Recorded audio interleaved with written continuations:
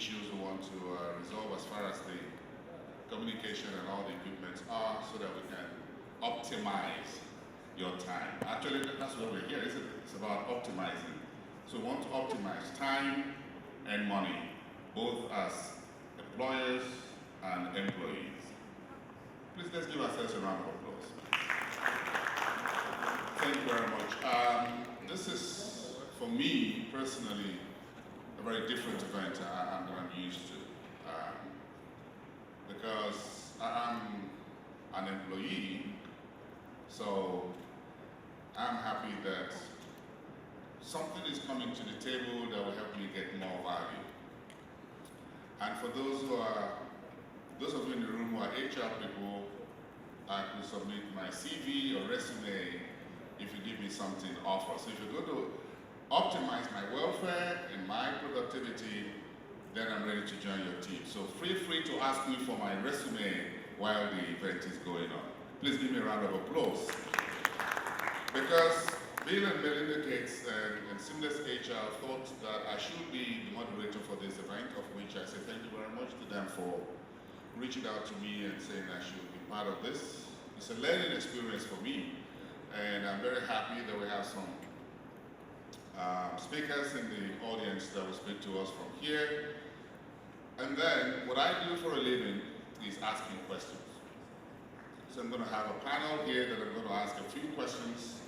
But of course, we have some keynote speakers that will give us a couple of information about this new horizon that SeamlessHR and Bill and Melinda Gates is raising the curtain here in Nigeria and taking the footprints across Africa.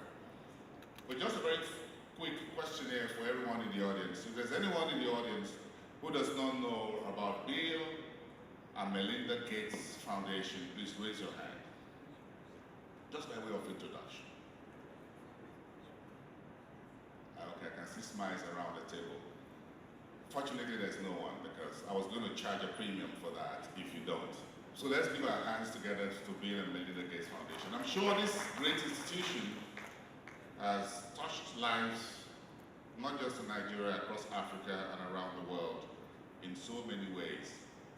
And for me, I'm learning a few new areas in which this organization is touching lives beyond providing medicine, being one of the biggest philanthropy, and doing a whole lot more in the financial services industry. So for me, it's also an eye-opener.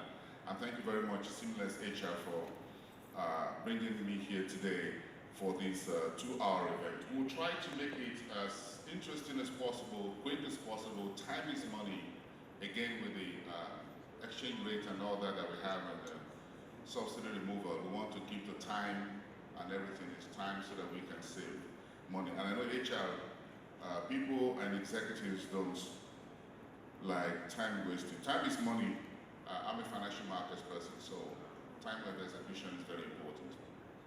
Even for my professor here at the DG. Let's give him a round of applause. That's our keynote speaker. Please stand up for recognition. Also, Melinda, thank you so much from Georgetown University. It's good to have you in the room. Thank you very much.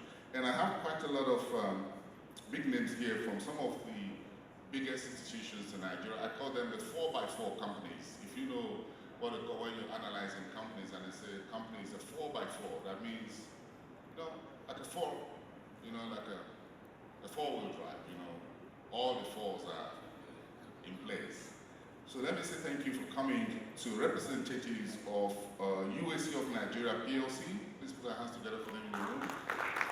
We also have representatives from Charams PLC, the Babangona, please, Julius Berger Nigeria PLC. I'm sure all of us have driven on roads constructed by Julius Berger in this country. You can't escape them. And then we have 7-Up Bottling Company. Thank you very much. We have representatives of the company in the room. Thank you very much. We also have representatives from Mocha Foam.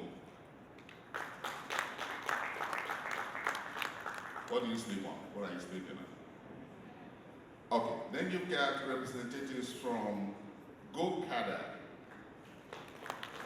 institutions, Nigerian breweries, and that's getting your hearing right, isn't it?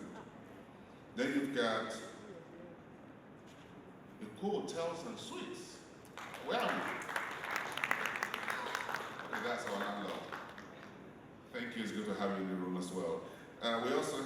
Dufil Primer Foods. And don't ask me, you look around the table, I'm sure you'll find Primer Foods.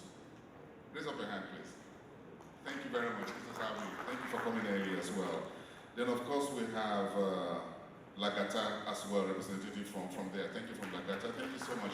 It's good to see all of you in the room. Thank you very much. I think we'll be starting because in a couple of minutes, a few individuals who are to be here had to attend to some very not so pleasant events early this morning. So we want to give just a few more minutes. So in about 10:15, in a few minutes' time, we'll be kicking off this event formally. Until then, there was that very nice music that was playing earlier on that I disrupted. DJ, could you please that music again? And let my audience get very nice and cozy. Thank you very much, everyone. We'll be starting in the next few minutes. Give me a round of applause now. Thank you.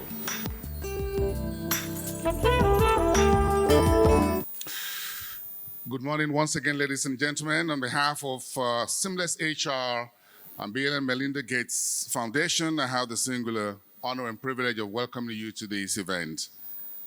The win-win optimizing blue-collar employee welfare and productivity is a curtain-raising event that's starting from here, Africa's biggest economy and the most populous country on the continent.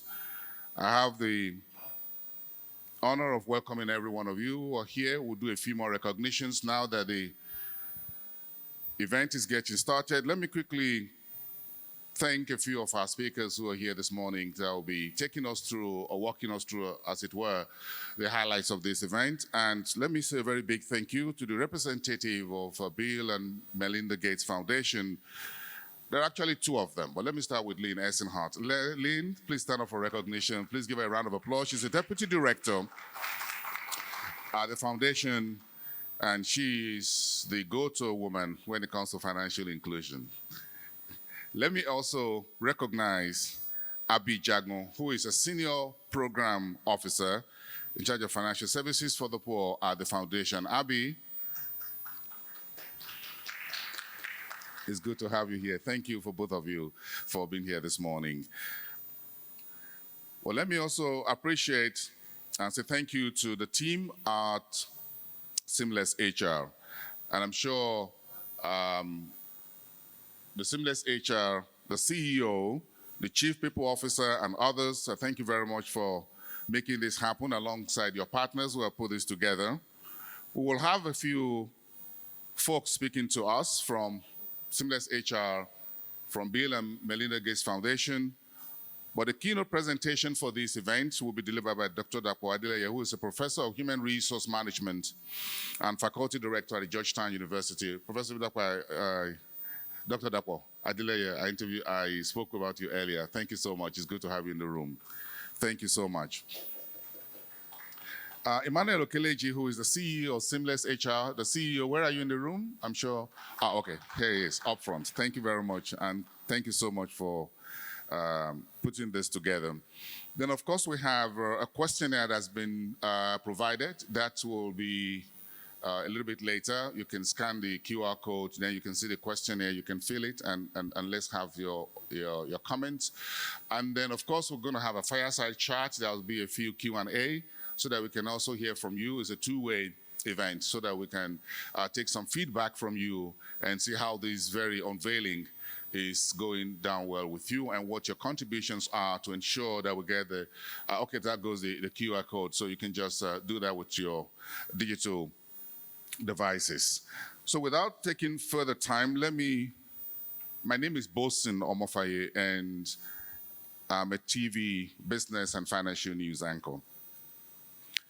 Let's listen to the Chief People Officer at SeamlessHR to give us a formal welcome, Elizabeth Okonji. Please put your hands together for Elizabeth. Keep it coming.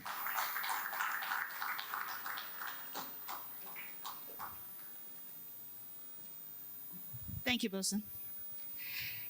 Good morning, everyone. Let's try that again. Good morning, everyone. Thank you. Good morning. So everyone looks really good this morning. I want to bid you a warm welcome to our event and just say thank you for honoring our invitation to be here today.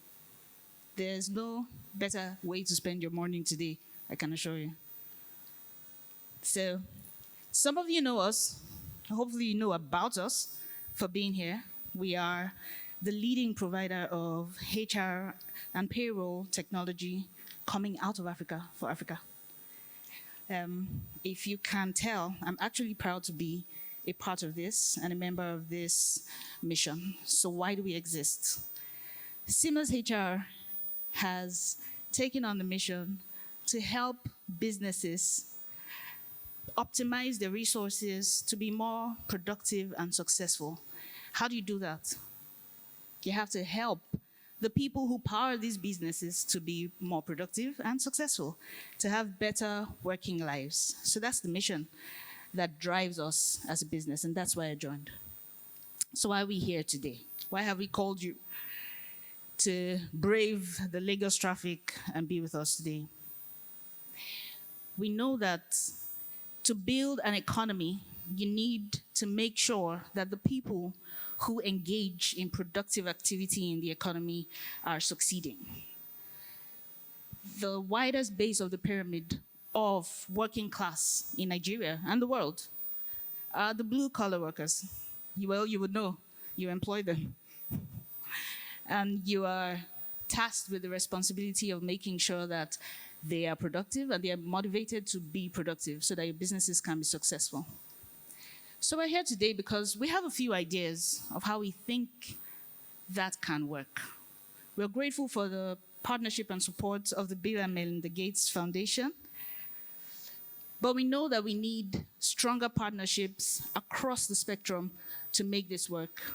So we've called you here today. We need thoughts and ideas from you. We'll share our ideas with you because there's no better way to scale this than through technology. And we've chosen the widest base of the pyramid to do that. Let's build this economy together. That's what we're here for. So I hope you enjoy what we have in store for you today and that you will participate in this event and after it. I'm looking forward to meeting a few of us personally. Thank you very much once again for gracing our occasion. Thank you. Have a nice day. Thank you so much, Elizabeth. You know, they said, never send a man to do a woman's job. If you know the movie where that line comes from, then I put something on the table. Never send a man to do a woman's job. I just, perhaps in the last 5 years or so, one of those great movies, good movies I enjoy watching. It's a little bit of 1, 2, 3, 4, 5. Think about it. But never send a man to do a woman's job. And we all agree there's no better time to optimize blue-collar employee welfare and productivity than this point in time in Nigeria's history. There's a whole lot happening. So this is the time to bring something as a game changer to the table. And this partner, SeamlessHR, Bill and Melinda Gates Foundation, they're leading that and starting with Nigeria here. But there's so much to said about, there's so much we can put together for Bill and Melinda Gates Foundation. You can go read up online and read up how much great work they've done across Africa and around the world. But let's allow Abi Jagun to tell their story. In brief, for this audience this morning, please put your hands together for Abi.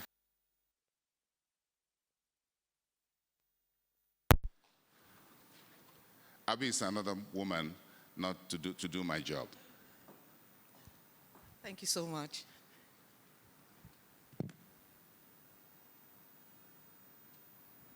Good morning. We're getting better. I would like to start by really just thanking you for carving out time to attend today's event. You all have busy schedules, and my colleagues, and when I say colleagues, I'm of course referring to Lynn, but the way in which we work, we've now co-opted Seamless HR as colleagues. So my colleagues and I, just want to take the time to acknowledge and appreciate your presence and choosing to be here. Also, thank you so much for the initial survey of brand recognition when it comes to the Bill and Melinda Gates Foundation. And it's clear that almost everybody in the room, you've heard about us. And so I just want to spend just a quick moment letting you know a little bit more about who we are, what we aim to do, and why we are here today. And so in a sentence, I can just say that for the Bill and Melinda Gates Foundation, our primary objective is to work to reduce inequality around the world. And I would love for you to leave this place with just 3 things in mind when you think about how, as a foundation, we do that work. The first is that we focus on areas of greatest need. And so we work to address gaps that exist in health, in economic opportunity, and education. And we only look at areas where we believe that we can have the greatest impact. So we tackle these big challenges, and we work with partners who have the expertise as well as the experience to develop and implement sustainable long-term solutions at scale. And I think when you are listening to the panel discussion, you will understand why we function this way. It's sustainable, long-term solutions at scale. And so, therefore, in doing so, we have to collaborate with governments, we collaborate with the private sector, many of whom are in the room, as well as other funders. So we don't work alone. We also bring in other funders to ensure that the best possible alignment is achieved in filling these critical gaps. So that's the first. We only work on areas of greatest need. The second is that as a foundation, we're able to take risks that others can't, or at times just won't take. And so we look for opportunities to serve as catalysts. So we bring together the public and private sector, and also at times civil society, to address challenges that are standing in the way of a better life for low-income people. And we seek out, and also we have the ability to apply new thinking to big problems. And I think as the day progresses, and you're hearing about this particular partnership, please have that in mind. So we seek out and have the ability to apply new thinking to big problems. And this sometimes means taking calculated risks on promising ideas. And we accept those risks. We also accept the failures as part of the process. The third area, so the first area is we focus on areas of highest need. Second is that we're able to take these risks. And thirdly, we strongly believe that markets can be made to work for the poor. We think that philanthropy is, or can be, a powerful way to ensure that all people can benefit from advances in health and economic development. We use innovative financing mechanisms and guarantees by working with the private sector to ease bottlenecks. And so, for example, we operate in this manner in the development and delivery of low-cost vaccines and drugs and diagnostics to reduce the burden of infectious diseases. We use it to reach women with tools and technologies that enable them to thrive. We focus on innovation to accelerate the development of proven technology solutions that improve teaching and learning. So we work in the education space. And relevant to today's discussion, we operate this way in financial products and services that can help households to smooth out consumption and become more resilient to economic shocks. And given all the reforms that are, the much needed reforms that are taking place in Nigeria today, you can appreciate why this part of our work is so important. So the foundation has 41 program strategies, and this focus on a range of issues. And our projects and investments cut across about 144 countries, and of course, including Nigeria. where we work on health and human capital issues. A lot of people know about our work in polio, malaria. We also work on primary healthcare system strengthening, on routine immunization. We have in Nigeria a very big portfolio on agricultural development. And then we're working with the public and private sector to, as we put it, build inclusive financial systems. And so our time today speaks more to the inclusive financial systems, and it's going to be on how Nigeria's financial system can be made to be more inclusive for blue-collar workers. And without further ado, I will hand the mic back to the MC so that we can continue with the program and really get to the meat of our discussions today. I seem to have caught you unawares. Thank you very much. Thank you, Abby. Thank you so much for speaking. I think we should give another round of applause to Abby, but more importantly to Bill and Melinda Gates Foundation. Remember the COVID-19 pandemic, isn't it? And that was one of the organizations globally that were here to support Nigeria go through that particular tough period. So thank you very much, Bill and Melinda Gates Foundation, for all that you are doing in Nigeria and across Africa.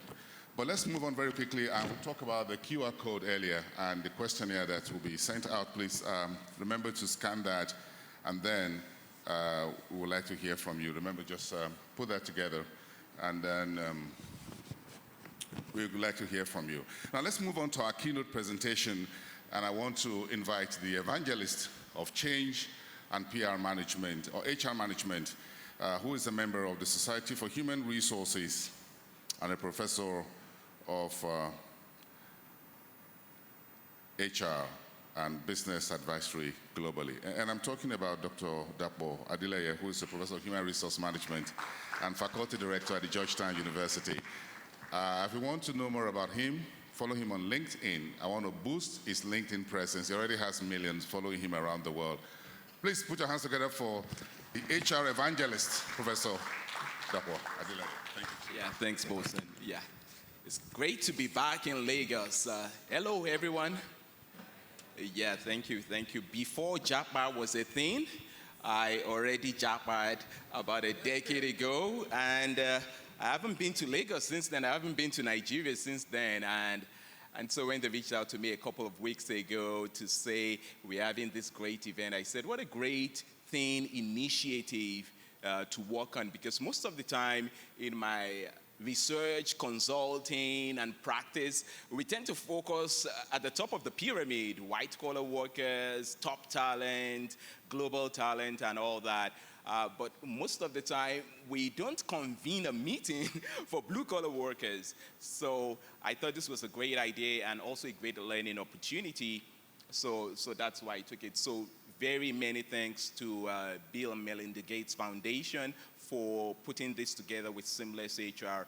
I'm delighted to be here. So I'm going to enlist your support to participate in this keynote. It's a short keynote address just to set the context before we start our panel discussion and exchange ideas with you. The objective of today is to solicit ideas. We're going to throw out some ideas to you. We're going to provoke some thoughts. And then, of course, we want to get feedback also from you today and also subsequently. So I have a couple of media quotes here, and there are 5 of them. So this is the first of 5. So I want you to read through them, and Bosun is going to give a prize. He has a lot of, he's going to give $1 million, 1 million naira to whoever gets the prize. Well, that will depend on the exchange rate. Exchange rate. Yeah. Okay, so this is a serious competition. You can win a lot. So let's just go through the statements and see what this is the first one.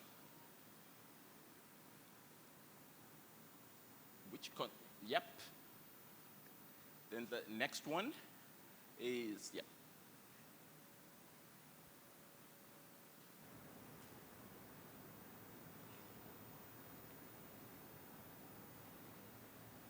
So you've seen this one, and then this one.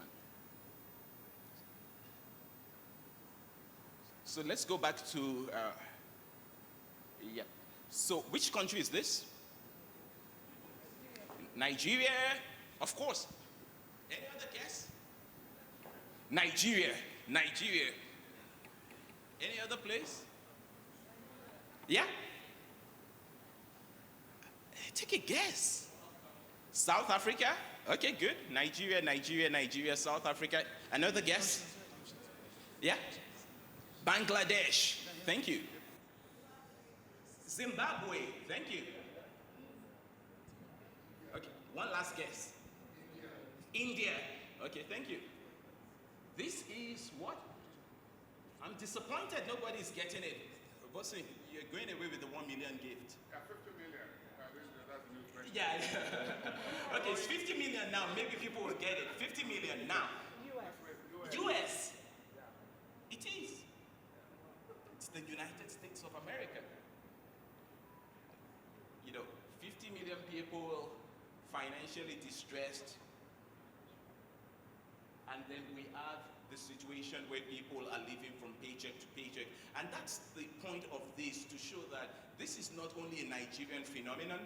Obviously, there's a huge challenge in Nigeria, and people are going through economic hardship and all that. But the point of it is that this blue-collar situation, the challenges that the blue-collar workers are facing, it's a global problem.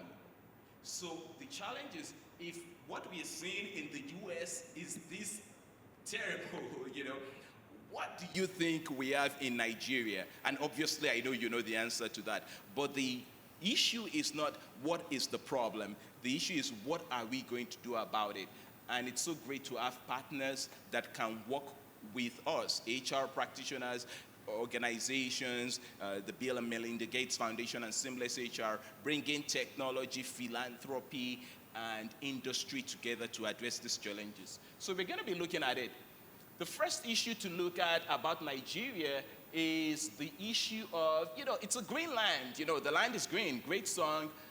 And the issue is that it's green, but the level of greenness, it fluctuates rapidly. So what we're saying is that economic uncertainty is prevalent. So what we're saying is people are somewhat optimistic about what is going to come out of the new administration. It seems like we have a decisive president that has taken a lot of bold economic moves. But of course, what is becoming clear is that things are going to get worse before they get better.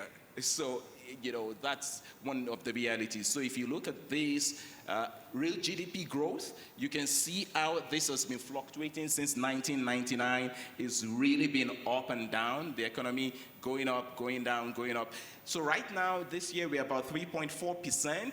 We are likely to end the year with 3.2% GDP, real GDP growth after accounting for inflation. And next year, the predictions are that the economy will grow at 3%. Really, that is not a good thing. You know, where we are economically, we should be growing at 100%, but of course, nobody grows at 100%. But we should be growing at 10%, 9%, 8%. So economic growth is not, we are not in recession, but the economy is growing at 3%. This has serious implications for HR. The other part of it, the soaring inflation, if you look at the first line there, the purple one, that's the food inflation. So that's the big one. The inflation when it comes to food is 25%. That really is one of the biggest challenges that is going to have implications for HR, for the workforce. Inflation at 25%, and it's going to keep going up. And the sad part of this inflation is that what people will say is, do you know what, there's inflation, therefore increase people's salaries. But guess what?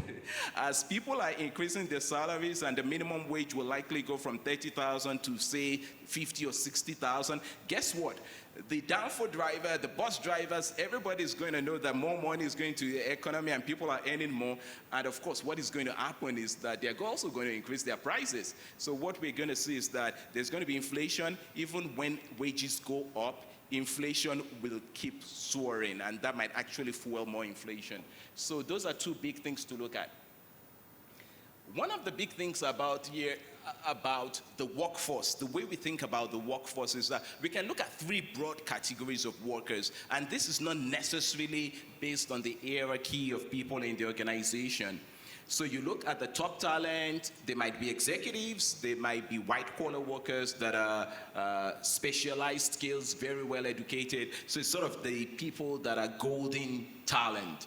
And then you can have people that we can call the middle class, so to speak. And then what we have here is an unfortunate situation, the working poor, which is a contradiction. You know, people are working, they're not supposed to be poor. People are supposed to be poor because they're not working. But what we're finding all over the world is that this is becoming a reality, even in developed countries. In the US alone, 9.5 million people fall into the category of working poor. They are working, but they cannot meet all their financial obligations. So in Nigeria, you can put the working poor to something like 50 million. You can get rough estimates of that. The people that are working, but as they say, their take-home pay cannot take them home. So we have that category. So what we're focused on today are people at the bottom of the pyramid. The people, those, people, 50 million, 60 million, 70 million of them in Nigeria that are working, but they remain poor. So those are the people that we're thinking, how can we optimize human resource management practices to support and serve these people? So the big thing that we need to focus on now, I think, is what can HR do? Of course, we're going to focus on the top talent. We're going to focus on the golden talent, the top talent. We're going to focus on the middle class. But we really need to reimagine HR for the blue-collar workers and people that we call the working poor. And there are different ideas that have come to mind, and many stakeholders are looking at them. One of the big ones was at the SHRM conference. I know we had a big Nigerian delegation at the Society for HRM conference a few weeks ago in Las Vegas. We had a big turnout. I met with so many Nigerians there. And one of the big things that came out of the conference was the idea that, we often talk about HR being the business partner. But one of the big things that came out of the conference was people saying, why can't HR be the business? And by that, people were saying there are many initiatives. If the focus of the business, if we're saying the business is powered by talent and powered by people, then we are really, as HR practitioners, the business. We are the core business. We are not, yes, we are supporting the business, we are an enabling function, but as HR practitioners with a seat at the table, we need to take more seriously the role we play in proactively finding solutions. And that is not just administration, making sure everybody gets paid. Of course, we have to do that, but we need to find creative ways to reimagine our HR roles. And one of them is also looking at this thing about HR business partners, and I'm sure many of us have HR business partners working with us. And we say it's a good thing to have HR business partners, but one of the challenges that we face now is that this is only one of 4 roles of HR, because we got this business partner idea from Dave Ulrich's HR model. And if you look at the model, it has 4 elements, 4 roles of HR, but in the last 10 years, one of the big things that has happened is that the business partner role, the strategic partner role has become the primary role. But one of the other 4 important elements of that role is that of employee champion and advocate. And so that's one of the areas that I'm challenging us to say, what more can we do? Of course, we are doing something already, but we should not only be HR business partners, we need to also focus on our role as employee champions and advocates. So that's one of the big, big things that this is all about, especially when it comes to rethinking what role we'll play in supporting the working poor, doing financial engineering, working for financial inclusion. That's one of the big things. And you heard Dr. Abijagun talk about inclusion, financial inclusion. That's such a big thing. But when we think about financial inclusion, we often think about, the market woman or the people that are just selling things. But really, financial inclusion is really a very big deal in the Nigerian context for people that are blue-collar workers. We often think of financial inclusion as people that are living day to day or people that do not have jobs. But as we have said, there are many people that fall into the category of working poor, so we need to support that. Okay, interesting headline, Vanguard. So I'm going to enlist your support here as well to get your thoughts on this. Nigeria ranks second in the world's most hardworking workers with 21, 24 hours a year. Does it matter? Is it a good thing? What do you think? Should we celebrate this? No. Why shouldn't we celebrate it? Yeah? Efficiency. Okay, that's an HR person talking. Finance? Yeah? Which unit? Technology. Wow, okay. Regular, okay. We'll get there. So, yes, it's a good thing in a way, and everybody in Nigeria is trying to break Guinness records now after the remarkable achievement of Hilda.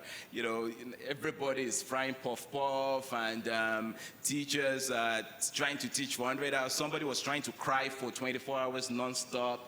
So we have all those things, but you're right. Efficiency is what matters, not just the amount of time. But one of the interesting things that came out of this for me was, when we said, okay, we've broken the world record, is over 100 hours of cooking. And when the Guinness people, Book of Records actually set the record straight, it came to 93 hours. So one of the things that is interesting there is just about time tracking and time management. And that's one of the things that, the technology people will be concerned about. And then obviously, we shouldn't only be concerned about, the number of hours. And that's why we're focused on productivity. The theme productivity is a big issue for us. Yes, we are concerned about people working, but it's not just the quantity of work or the quantity of hours. It's not the input that really matters. We also should be concerned about the output.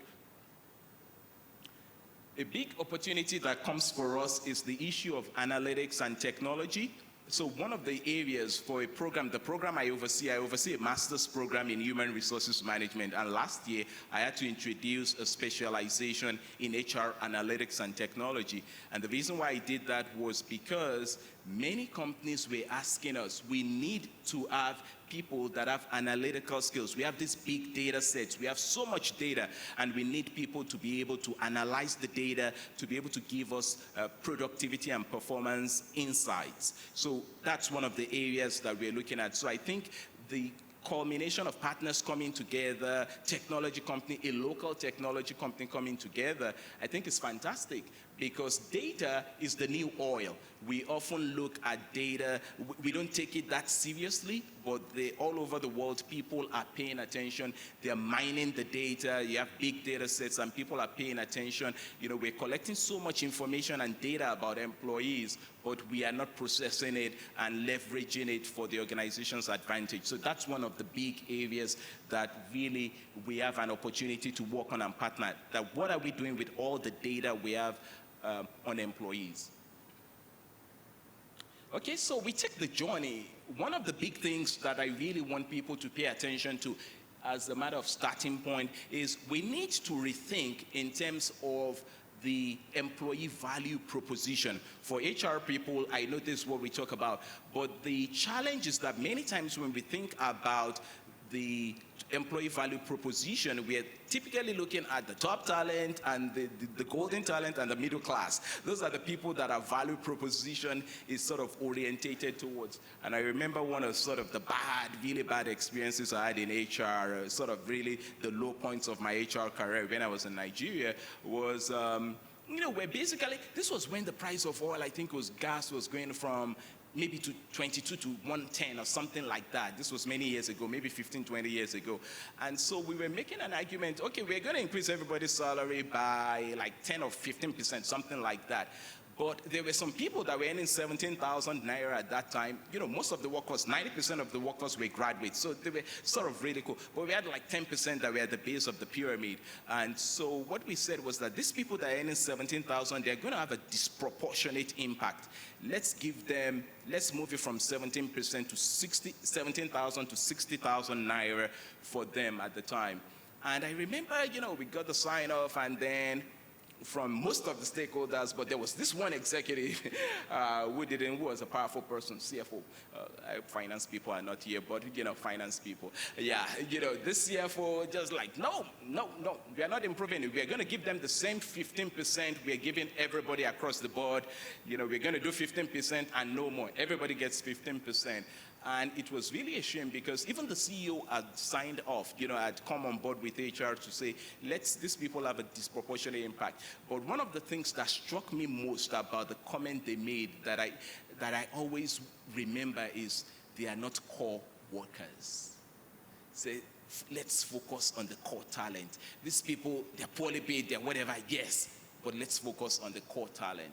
So this is one of the attitudes that we need to sort of change, both from a humanistic point of view, from a social responsibility point of view, and actually in our own business interest. This is one of the areas I think we need to focus on. So we start with our total rewards philosophy. At Scrum Conference in Las Vegas, you won't believe it, I spent 2 hours talking to participants about total rewards philosophy. 3 hours we are talking about total rewards philosophy, and that's because organizations are finding that they need to articulate what is your position on the minimum wage. You need to take a position on what is a living wage, what is a fair wage, what does that mean to you? So those are the 3 areas that we're looking at. And when we look at total rewards, we're talking about everything employees value in the employment relationship. So it's not just compensation, it's not just fixed salary, it's compensation, it's incentives, it's benefits, it's lifestyle, it's everything. So that's one of the areas that I think we should work on as we are thinking about employee welfare for people, blue-collar workers, people at the base of the pyramid. One of the big areas I think we need to really focus on is what we want to do in terms of a philosophy of addressing total rewards. The next thing, the low-hanging fruit there, is the end wage access, EWA. I wouldn't call it the full thing because I don't want people to get confused. It's not EWA, it's EWA. Right? That's how we call it. Yeah, it's a low-hanging fruit. It's one of those things that everybody is talking about now. It's a big industry globally. People have already ended. Economists will call it income earned, not received. There are many people that are working for a period of a whole month, and we're saying, can we give people access to part of the wages early so that they can manage their finances better? Because one of the things we're seeing now is that all over the world, employees are turning to people they call loan sharks. People are going to give them interest rates, and they're going to give them ridiculous interest rates. If the normal interest rate in the US will, for instance, be maybe 6-7%. You go to a loan shark, people are going to be giving you interest rates of 100%. They're telling you, borrow $30, will give you, you'll repay $50, something like that, within a 1-month period. And so what is happening is that the people that are most vulnerable economically are having to borrow at the most expensive interest rates. And guess what? Whereas rich people can sometimes get away with not paying, they can declare bankruptcy on the company, but the poor people, there's going to be area boys and all sorts of people. You have to pay that money if you have to pay that money if you owe them. So one of the things we have to look at is when people are working, should they have to resort to loan sharks? Why can't the organization find a way to make them have access to the payroll? So that's a low-hanging fruit. But one of the really, really important things, and Abby mentioned this in her presentation, was that we're concerned about long-term solutions. So low-hanging fruit is the end wage access, but really one of the things we have to be thinking about is, for the long term, what can we do for blue-collar employees? What can we do in terms of lifestyle? Is it unrealistic that somebody should, after working 30 years or 20 years in an organization, should say they are retiring to their village in Enugu and they can build a 3-bedroom or even a 2-bedroom house? It shouldn't be that people can't even dream of that. People don't have those dreams and expectations anymore because of the realities. So what we're thinking is that what can we do to support workers in this category? And then the final thing, which is our final goal, is empowerment, wellness, and employee productivity. And thanks for mentioning earlier on the issue of efficiency when we're talking about time, because ultimately what we're doing this is there's a moral case for financial inclusion, but we also want people to realize that there's a very strong business case. So it's good for employers. This is data from the US, and you can see what is happening with end wage access, people providing income, part of the pay for people, and sometimes it could be up to 15%, it could be up to 25%, it could be up to 75%, depending on the organization. And different people have different ways of doing it. Some people do it directly through the payroll, but many people are working with partners, tech companies that are providing the software. They already have access to all the data. They already know what employees are earning. And so what they can say is, wow, you're working hard, you've already earned 20,000 naira this month. Of the first 2 weeks, we can give you access to that. So instead of going to borrow money at 22%, 25% or anything and get harassed, we're going to give you access to the money. You can see it's grown. This is one company that is a leading provider of end wage access in the US. And you can see them within a 2-year period, it's gone from 3 billion to almost $10 billion. And what we're going to see is that this, by my projections, is going to get to about 20 billion in about 3 years' time by the leading provider. And in the OECD countries alone, we have about $1 trillion that is going into wages. So this is something that is happening globally, and we need to find ways to make this work in our local context. I'll leave you with this. Just some data that show you what employees are saying about end wage access globally. These are research projects that have been done. It improves employee, it reduces turnover 20%. People are grateful for it. It impacts their decision to accept a job about 30%. And what we're saying is roughly in terms of ability to attract, retain talent is about 93 to 96%. So what we're saying is that the end wage access and financial inclusion for the working poor is something that benefits organizations and benefits also employees. So I hope we've been able to spark some thought. We're going to have a panel discussion, and we're going to be able to exchange more ideas about this. Thank you. Don't go anywhere yet. Please keep the applause coming. Thank you very much. This was Professor Ifedapo Adele. You have to sit just for, yes, because let's take the center stage. Thank you. Because while you were speaking, it was reported that petrol prices has gone up to 610 naira per liter. So what we want to do is close the door and ensure nobody leaves here to go and queue for petrol for panic buying. But it's now 610, by the way. Of course, it was announced overnight that at least about 7 or some of the newly licensed importers have started bringing petrol into the country. So I guess they're bringing in with the new $80 per barrel exchange rate, whatever. But it's now 610 naira per liter. And that tells you how tough things will be for folks at the bottom of the pyramid. So I don't want to be the one breaking the news. But my job is news, by the way. So while all of you were listening attentively to the 50 million story that Dapo was giving us, I was busy checking what's the price of petrol. Anyway, anyone has questions for Professor Adile? Okay, here we go. Recognize the lady in the middle. Yes, madam, you have the microphone. Thank you.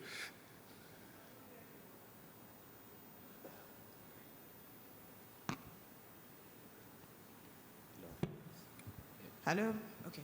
Morning, everybody. Morning, everyone. My name is Deji Ajibola. I'm the HR director for Guinness Nigeria, and of course, by the nature of the industry it is that I work for, it's high percentage or high ratio of blue-collar workers, which is what we're talking about today. Conversations I have with my colleagues, in the FMCG industry that relies heavily on these workers is that dilemma between higher wage versus fewer people, right? So there's always that call. It's very easy to say, oh, increase salaries, increase compensation, and what have you. For a lot of companies, especially in the FMCG that has low margins, so high volume in terms of sales, but low margins, right? What is that push and pull between higher compensation versus fewer people? So if that push for higher compensation goes through, then for a lot of companies, it means they would need to hire fewer people. And for a lot of those people, they would rather have a job, even if the pay isn't what they want, versus not being in employment at all. So what's your advice to organizations to balance that equation? Okay, I think you want to take this first, because we have just about 5 minutes for a few questions, then we'll move on because we have a bigger session for Q&A a little bit later. So would you like to take that first, Prof? Thank you. Thanks.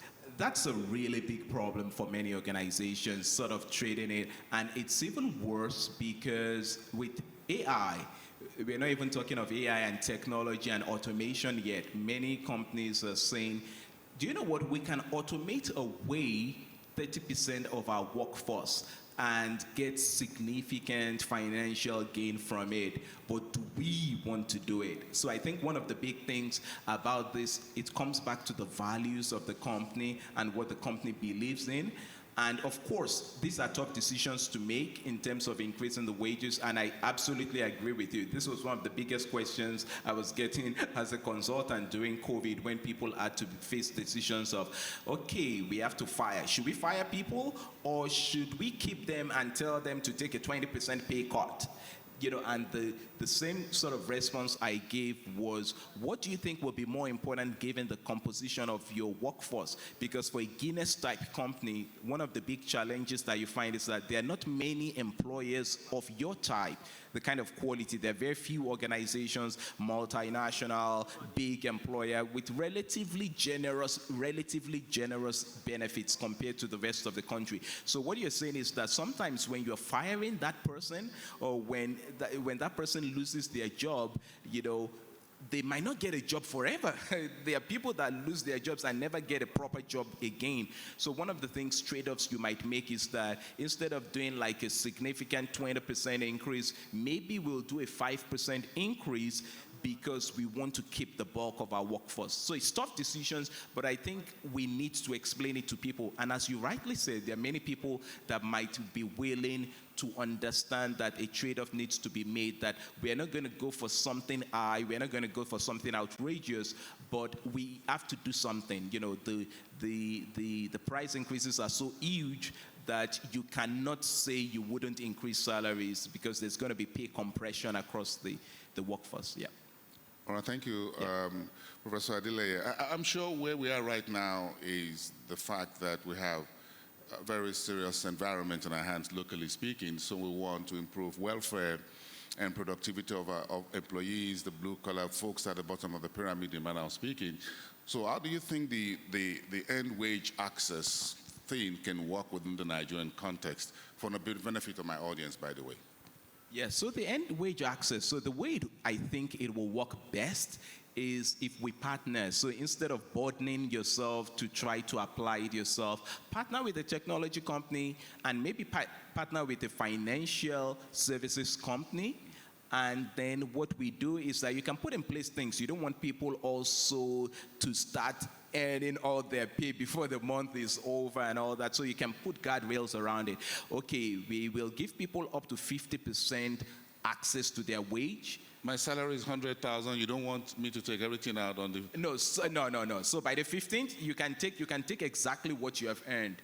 And so, but for the people that are most vulnerable, we might need to increase the percentage, or we might need to increase the percentage of that. But the whole idea is that if the technology is so easy these days, and we have all these wonderful tech companies that are doing wonders, that it will no longer be a burden to you. They have the information. They know how much you've been paying people.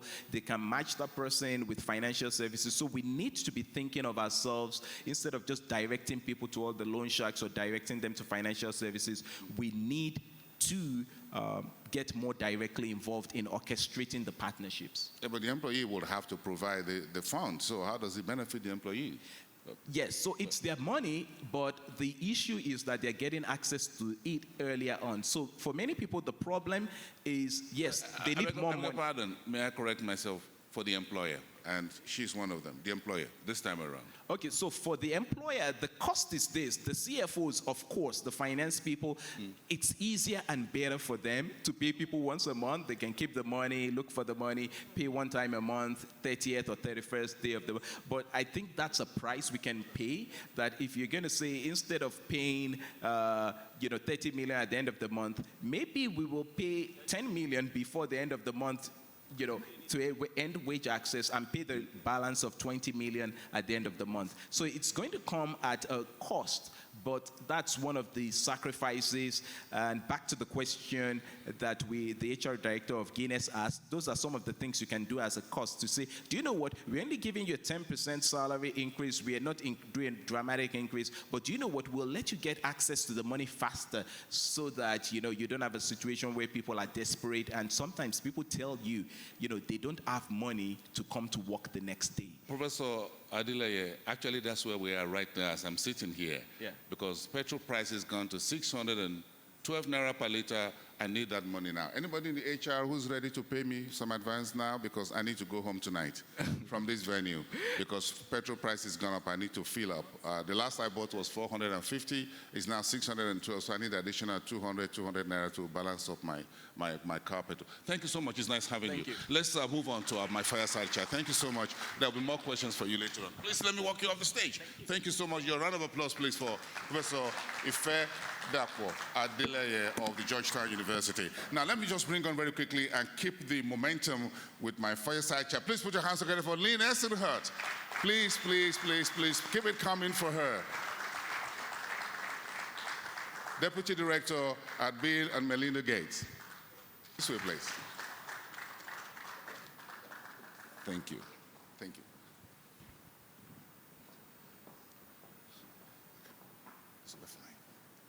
I would have loved you to sit right under your picture. Please come this way. This way, please. All right, here we go. Here we go. And that's my picture over there, but I'm going to change position. Please, where's Emmanuel? Emmanuel Okileji, the CEO, SeamlessHR, my partner.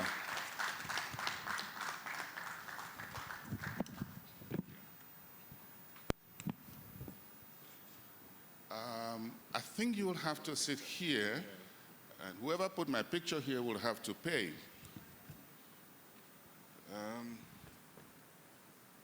Was I smiling in that picture? I was smiling. I'm not too good at smiling, except when I'm... Okay. Thank you very much. Let me try and get... Okay, this is it. Thank you, Lane. It's good to have you here. And Emmanuel, it's good to have both of you for this conversation. Will Lynn be using the other microphone? Let me start with you, Lynn, in terms of the Bills and Melinda Gates. You did talk about, and Abby spoke earlier about your interventions across the world in Africa, sanitation, hygiene, education, and whatever. How does this project fit into everything else in the portfolio that Bill and Melinda Gates have been known for many years? Sure. First of all, thank you, Bosun. Thank you, Dapo. Thank you, Seamless, Emmanuel, and the team that put together this event. And most importantly, thank you to all of the guests in attendance today. I know that you have a lot to do. You have very busy jobs. And I just want to express my gratitude on behalf of the Bill and Melinda Gates Foundation for you making it all the way here today. So thank you very much. So, Bosun, to answer your question, yes, so we do a lot of different things at the Gates Foundation. And one of our teams, and Abby is part of that team, focuses on financial inclusion. And this has been a long-standing pillar at the Gates Foundation because most of the world's lowest income people lack access to affordable financial services. And, I don't know about the people in this room, but I mean, certainly when I speak for myself, the reason why I'm able to take care of my family's needs, the ability that I had to pay for my education, to pay for a home, to pay for a vehicle, all of these things were accessible to me because I had access to financial services that made these things that are critical in life affordable. And when you think about, bottom of pyramid, hard-working people, whether that's in the US or in Nigeria, most of them not only don't have access to affordable financial services, they just lack access altogether. And when we think about Nigeria, over half of the population does not have a formal financial account. They're living in cash. And so when you're living in cash, they are essentially invisible to the financial service providers that are out there. And so what we are trying to do at the Bill and Melinda Gates Foundation is partner with organizations where we can provide visibility into the lives of hardworking Nigerians so that they can have access to formal financial services in a way, as Dapo was referring to, that is not a loan shark that puts them into a further cycle of poverty. So we are partnering with Seamless to take a big bet and see if we can look at the working population, provide them initially products similar to EWA, like Dapo was describing, but so much more than that. I mean, this is just the beginning. And so we have a lot of work to do, and we're excited to be partnering together. Interesting. Lynn, you get a round of applause from the audience. Putting that in the portfolio, but again, you're working with SeamlessHR, and Emmanuel is here to tell me how does this embedded finance fit into your portfolio of payroll operations, helping companies around Africa and around the world to get better operations using technology. I want you to situate this embedded finance for folks at the bottom of the pyramid, welfare, productivity for blue-collar employee within what you do, and the partnership with BMGF. Thank you, and thanks everyone again for making it out in the middle of the week, in the morning like this. We really do appreciate that you're able to make that time from your obviously very, very busy schedules. To the question that Bosun asked, so what SeamlessHR does, like the people in the room would know, is we build technology that manages the process of human resource management from hire to retire. And there's a big payroll part of that work, helping to manage payroll for medium to large enterprises across Africa. We now have activity in East Africa. We have an office in Nairobi that covers Uganda, Rwanda, Tanzania, and Kenya. We also have some activity now in Southern Africa with a good number of customers in Botswana and also doing work there. But of course, Nigeria and an office in Ghana as well. So we're ambitious about what we're trying to build in the continent. And what we find is that there is a lot of payroll passing through our pipe as a result of the software that we've built. Indeed, our ambition is to have 20 million salaries through that pipe in the next 5 years, and we're well on our way in that direction. Now, the question we'd asked ourselves is that if you're sitting on 20 million salaries, what are you going to do with that in 2023? If this was 2000, when there was no APIs or open banking and there were no mobile apps, technology wasn't this pervasive in financial services, maybe it's just 20 million salaries. But in 2023, when there's a lot of innovation and the ability for us to layer technology on payroll, we feel it's almost a responsibility that we owe to the 20 million salaries that we project that we can be accountable for in the next few years to bring in financial innovation that sits on that salary. How can we help people do more with their salaries? How can we help people enjoy a better life? And to the point that Lynn was making, even for white-collar, top-of-the-pyramid employers, give an example that people in the room might be conversant with. If you wanted to buy a Range Rover autobiography, it's like $250,000 to buy that. I'm not sure that there are many executives in Nigeria that can buy a brand new Range Rover. This is not even blue collar. That's, I don't know what that's like 200 million naira. No matter what you earn, you would think twice before you put 200 million naira out for a car on day one. But people earning the exact same amount of money in the US will buy that car because they can pay over 6 years. So you'll find two people who earn the exact same amount of money. One has access to financial services, the other doesn't. One drives a different car, very much from the one that does. Now you can scale that back to the base of the pyramid to see how sensible financial services can almost look magical to the lives of working people.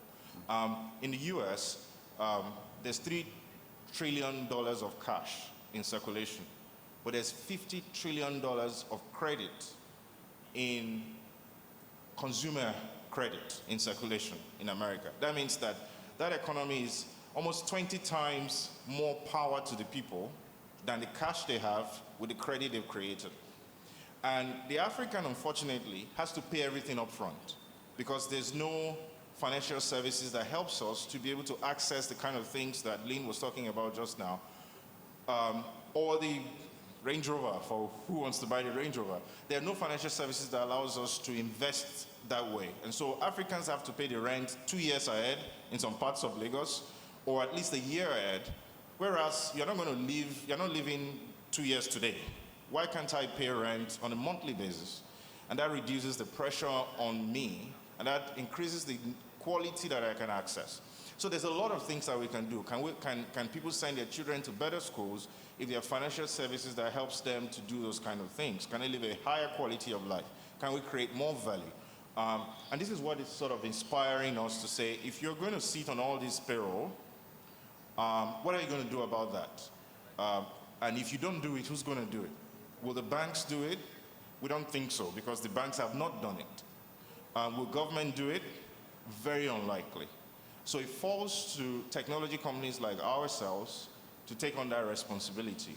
And I think that the exciting thing for me personally is that this is an African technology company. And for the first time in probably history, Africans can now build their own technology. Because, I mean, without pointing fingers, but I'm not sure that SAP will take on this task. I'm not sure that Oracle will take on this task. So we see it almost as a mission, as our life's mission, to be doing this kind of work and taking that payroll ambition to do more with it for the people for the most hardworking Africans. Very interesting. Thank you very much for enlightening us about what is coming. But for Lynn, what's the motivation here for the foundation? It's been a charitable organization. You've got boots on the ground, many countries around the world, putting time and resources to work, but then this is embedded finance. It goes into people's welfare and productivity. What is the motivation for the BMGF? Sure. So, yes, we have a lot of people that are doing work throughout the organization located here in Nigeria as well as in Seattle. The motivation is simple, and I think, first of all, I want to acknowledge that this is a room filled with a lot of HR chiefs. And when I think about the role that you have within your organizations, I mean, perhaps next to the CEO, there is no more important role than the HR chief. I mean, the employees that you have are your most valuable asset. And what you do for workers today will determine the success or the failure of your organizations tomorrow.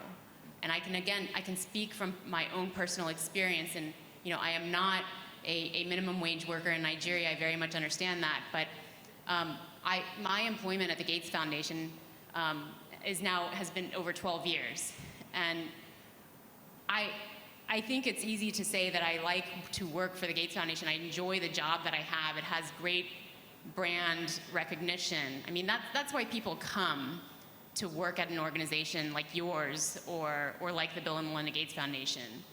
But the reason why they stay is how they're treated at their organizations and how those organizations empower them to take care of their personal needs and their families and what they want to achieve in life. And I can say from personal experience, that is the reason why I have stayed at the Bill and Melinda Gates Foundation for as long as I have. I have never worked anywhere for this long, and it is because of the way that the employees are cared for, the benefits that we receive that extend into our ability to take care of our personal needs and our family. And so to answer your question, Bosun, I think, the people that are hardworking people in Africa who lack access to formal financial services deserve to have that technology and digital footprint, empowered by their HR teams and empowered by the organizations that help them become more productive at work and at home. And so when we think about financial inclusion and those who lack access, it's almost as if the working population is the lowest hanging fruit. If you are someone who is consistently showing up to your job every day and you are on time and you are doing your job well, shouldn't you have access to affordable financial services so that you can take better care of your family and your personal needs? And so that is why this work is so important to us. All right, thank you so much, Lynn. So let's get our audience to begin to have a feel of what we're unveiling. So Emmanuel, I'm back to you. How many phases will this project involve? What will be involved in the first phase of it? You're a technical partner with the BMGF in this. Unveil that. Let's start beginning to show. Yeah, thank you. So this is a long-term journey, and one of the things that we're excited about working with the foundation is that this is a foundation that is here to stay, and Gates Foundation is the biggest private charity organization in the world, so for us, first of all, it's a long haul. We're here for a long haul. I personally feel that this is one of the reasons why I was put on this world, frankly, to make impact for the most hardworking Africans. But we're starting somewhere, and the first phase is we're first partnering with the foundation and with the people in the room to deploy what I'll call the iPhone 1 version of our embedded finance solution. So we've built solutions that we will demo some of that to you today very briefly, and we hope to have the opportunity to then work with you outside of this meeting to show you more of what we've built. But it's the partnership phase. We have ambitions to get this iPhone to 14 or to 30. But the first version is not bad. And we think that the first version can begin to make impact for our organizations. But we cannot get to the next version without your feedback, without the partnerships that we're able to get in this first year. So indeed, the foundation is engaging us for the first phase, which is year one, to partner with organizations and to deploy the solutions that were built, to get feedback, to customize. So normally we can't customize at scale. Like we have close to 1,000 businesses that use Seamless at this point, and it's hard for us to be customizing for everybody. But for this particular solution, we're happy to customize, to sit down with the employers in the room, and to keep tweaking the first iteration of the solutions that were built to improve the service. But again, to put that together, Bosun, is that this is, I don't know how many phases this is going to be in, but I know that there's phase one, and I know that for decades to come, we will keep doing this kind of work. Interesting. Please put your hands together for Emmanuel for raising the curtain, as it were. And I'm sure the Bill and Melinda Gates Foundation want to go the whole journey with Emmanuel, with SeamlessHR. So, Lynn, how far do you want to go with this journey? Does it all end with the research, validation, and what have you? What are you bringing to the table? Yeah, I mean, we're not just here to hold a nice breakfast, and I do hope that breakfast is included. I think we're making you work for it, but that's not our objective. Ultimately, it is definitely the Gates Foundation takes big bets, and we make very long-term partnerships. And so, I personally look forward to working together with my colleague Abby and with the SeamlessHR team and many of you in the room And we really want to work with some of the biggest and most recognized employers in Nigeria to have long-term impact. And so this is not simply a short-term project. What we're starting off with is essentially a proof of concept. We want to understand if we partner with employers who are able to look at their employee behavior, their data, and actually leverage that data to provide financial services for hard-working people who are productive workers. Can this be sustainable? Is there a sustainable business model for both the employers and the partner that works with those employers, being Seamless? If we can identify a sustainable business model that actually proves that low-income workers have better access to formal financial services through this type of project, then we will continue on and we will do more. So we are here for a long-term relationship. We want to conduct initial research, which is why I believe many of you have or will be completing, hopefully, just some basic background information about your organization so that we can understand these organizations better and partner over a longer period of time to measure that impact and understand, what have the people in this room, how have they come together and partnered and contributed to the improved welfare and economic mobility of the working people within your organizations. And so this will be, an ongoing partnership, I hope. And I hope that the research shows that we're actually creating change. And if not, we'll understand that better through the research and how we can actually make tweaks and changes so that this project is effective. Interesting. Hold the floor, hold the microphone, lean. Again, that's where that questionnaire come into effect. We want you to please scan the QR code, as I said earlier, and fill in the questionnaire so that we can begin to get feedback from those of you in the room. Thank you so much. Aline, I think this is where experience do come in terms of what the foundation has done in other parts of the world. In Southeast Asia, for example, I think India, Pakistan, Bangladesh. These are countries with certain nuances that are similar to Africa. So what are the lessons that the foundation have learned from those countries in Southeast Asia that we can onboard here in Nigeria that will help both the foundation and SeamlessHR make this a very huge success as it's planned to be? Great question. So I've spent a lot of time working in South Asia, in Southeast Asia, and a lot of time working in Bangladesh, India, and Pakistan, also trying to enable digital wages, payroll, and additional financial services in many, many years. And so if you think about where your clothes are made, I think a lot of us today may be wearing clothes that have been manufactured in Bangladesh.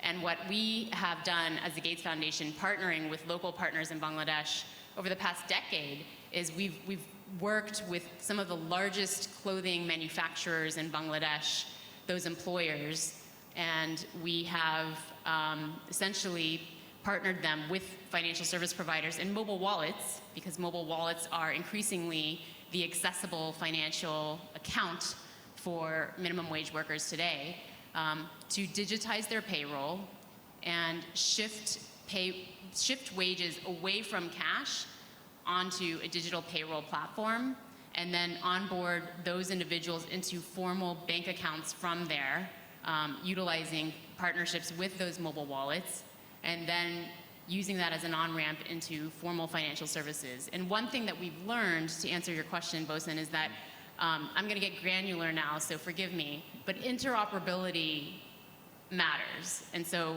I don't know about most of the people in this room, but I have an option as to where my salary is deposited. And when I change, if one day I leave the Gates Foundation and I go to another employer, I can stay with that same financial institution. And that empowers that financial institution to really see, hey, Lynn has been gainfully employed at these places, and she's paying her bills on time. and she's making a monthly income, a steady salary, I can actually de-risk this individual and offer them an affordable financial service. And much of the work that we started in Bangladesh was initially just with one financial service provider, but what we realized is that when you give workers choice of how they get paid and where they get paid, and then when you get into products like EWA, how frequently they get paid in 1 month, you are giving them additional flexibility and additional optionality to get access to more affordable financial services. And so that is, again, why we are looking at partnering with an organization that can help employers deposit their salary into an account of that worker's choice. And I think that that is critical learning from some of the work that we've done in Bangladesh. Interesting. Can we give a round of applause, please? I appreciate that. Bringing a whole lot of experience to the table. Seamless HR, Emmanuel, I'm sure, with what you've done across Africa as well, I'm sure you're beginning to think whether this is just a fad for emerging and frontier markets, of Nigeria being a frontier market, as it were, when you talk about end-wage access and embedded finance. What do you have to say? Yeah, thank you. So what we've built, and we've sort of run a first phase of this before even now. In terms of validation? Yes, to validate this. What we've built is, because again, we have the platform that processes payroll, and we built a platform, think about it like internet banking, but for paying salaries and pensions and statutory payments on one hand. And then on the other hand, the employee has access to a mobile app or USSD platform, where today is the 18th of the month. I can say, if I earn 30,000 naira in a month, that means I've earned 18,000 naira already, and I can decide to pay myself the 18,000 naira, or I can take some of the money I've already earned before the end of the month. And we've seen that this works. I mean, we're not the first people to build an end-wage access platform in the world. One of the companies that invested in our last round of funding is a company called Gusto in the US. Gusto has something called Gusto Wallet that already has millions of users in the US because they focus on like small businesses in America. I've personally had, and my team has engaged with founders in Pakistan, founders in Philippines, founders in Vietnam, and even in Australia, building similar end-wage access solutions. So it's a global phenomenon. It's here to stay. What we are doing is being able to do the same thing that people are already benefiting from the rest of the world in Africa, and starting first with end-wage access, but even doing more, but building it in a way that it really works for our market, and bringing together the partners that Lynn was talking about. So behind of this is collaboration with banks, with switches. So for instance, we work with a bunch of switches in Nigeria. We're going to have an event like this in Nairobi in 2 weeks, and we're working with a different, sort of like the NIBS of Kenya, who is the switch there, and a bunch of banks there as well. So we are bringing all the partners together and delivering a technology to the employers in such a way that you don't have to bother about finding the bank and all of those things. We just give you a seamless technology to actually make these financial services available to your employees. You think this will improve productivity? Oh, absolutely. The point you were making, for instance, about fuel prices, just people being able to get themselves to work, you know, that has become more of a task now than it was. Many people are saying people should come to work 3 days a week. Some governments are doing that. I mean, governments can afford to do that. I'm not sure how busy they are, but I'm very sure that Guinness can't tell people to come to work 3 days a week. So first of all, even just something as simple as making sure people can get to work, having access to money to do that without having to wait till the end of the month is very meaningful.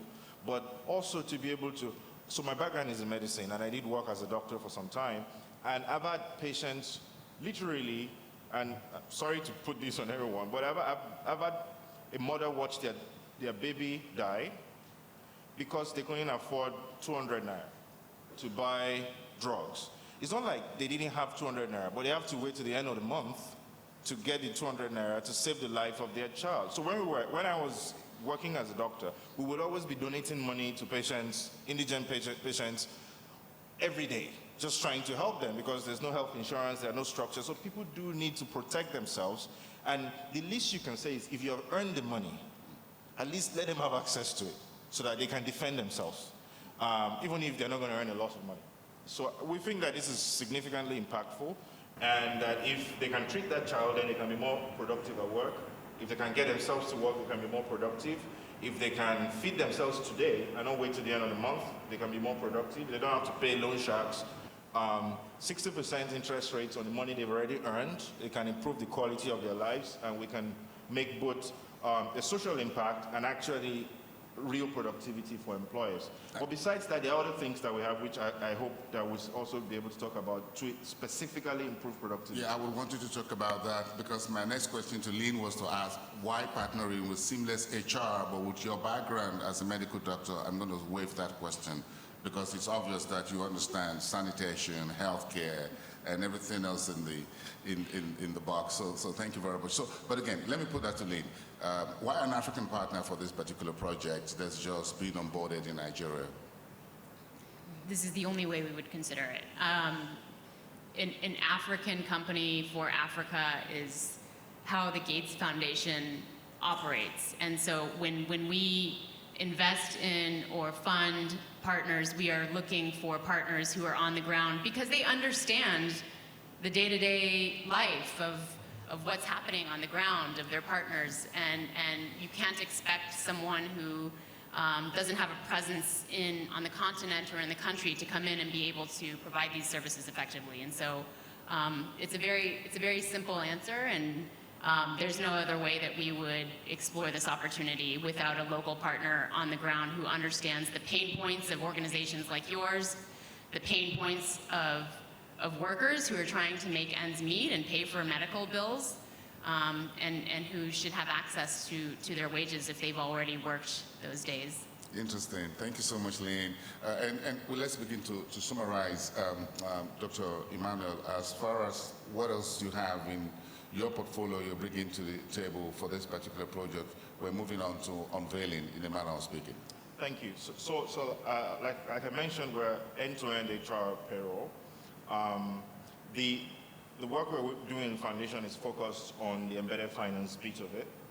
But what gets to payroll is how do you calculate the payroll? And for blue-collar workers, what we found is that the equivalent of performance management is time and attendance. Usually it's, do they show up to work? Do they come to time? Do they work overtime?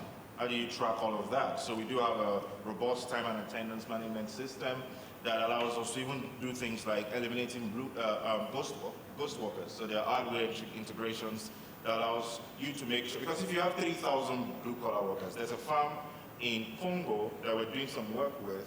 It's a palm plantation, and they're sitting on 105,000 hectares of land, so it's huge. And there are like so many villages that within, that's a lot of land. That's like a third of Lagos State. And so there are many villages that people are born, they live all their lives on that village and they work for that farm. That's from generation to generation. And they have a problem with identifying who's coming to work and who's not coming to work, right? And this is why they reached out to us, and we're building solutions there to help with identifying ghost workers, time and attendance, leave management, all that fed into a payroll software that then leads us to the embedded finance solution that we built. But like I said again, to be very clear, the foundation is focused on the embedded finance side, but we're able to backward integrate and help employers to do more things for their people. And we already have close to 1,000 businesses in Africa who now use us, from banks to insurance companies to manufacturing companies, to manage their human resource. Interesting. Let me allow Lynn to summarize for us and close this chat with the impact measurement. I'm sure about partners like PwC coming into this project. What did they bring into the table? So the Gates Foundation is a very data and measurements focused organization, and we love to really dig into the actual measurement and analysis from day one to understand, is how we are deploying our dollars actually having impact.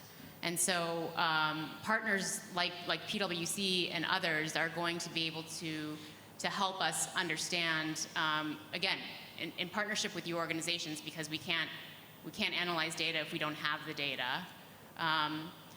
What does the employee composition look like? How many of these employees are paid in cash versus in formal bank accounts? What has changed over time if you partner with an organization like Seamless and pay these employees interoperably, give them choice? Does that improve their pathway to financial services? Ultimately, from a much higher, less granular level, we want to understand, does that increase their consumption? Does that increase their income over time? Are they able to access, higher earning wages and climb the job ladder? All of these things are important to us, and so we are extremely measurements focused, and so we will be taking the steps to measure properly from day one, and hopefully we can measure long-lasting impact over time. Thank you so much. Please a round of applause for Lynn and Dr. Emmanuel Okeleji. Thank you very much for being my guests on this fireside. Thank you so much. And now to my audience, it is time to put these words into pictures. Let's watch while I walk up. Thank you very much. Please give them a round of applause, please.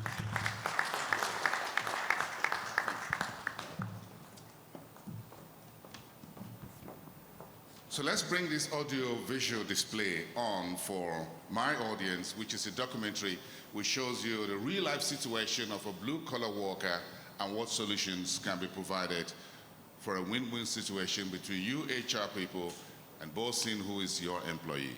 I work as a cashier. I'm a travel consultant. I'm a waitress. I drive. Receptionist. Security lady. Sales rep. Manager. Midwife. Marketer.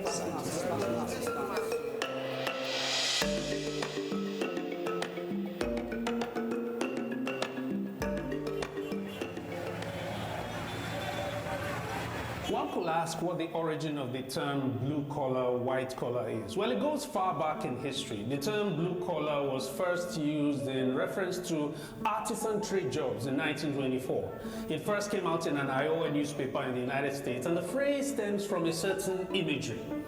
That of, on the one side, you have an office or bank worker who is usually in a well-ironed white shirt, and then the manual worker who wears maybe a blue denim or chambray shirt as part of their uniform.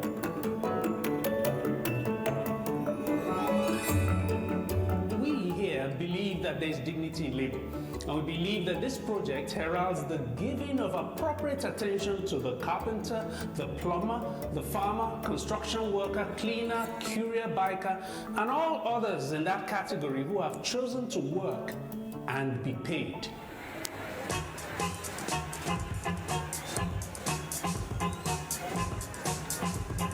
I came to Lagos last year, and it's not easy. I'm a lady, but I moved down to Lagos, only me, and I started as house help. From there, gradually, I get someone that connects me to filling station work. From there, I started as an attendant, and up to now, I'm still doing the work, but the salary is very poor.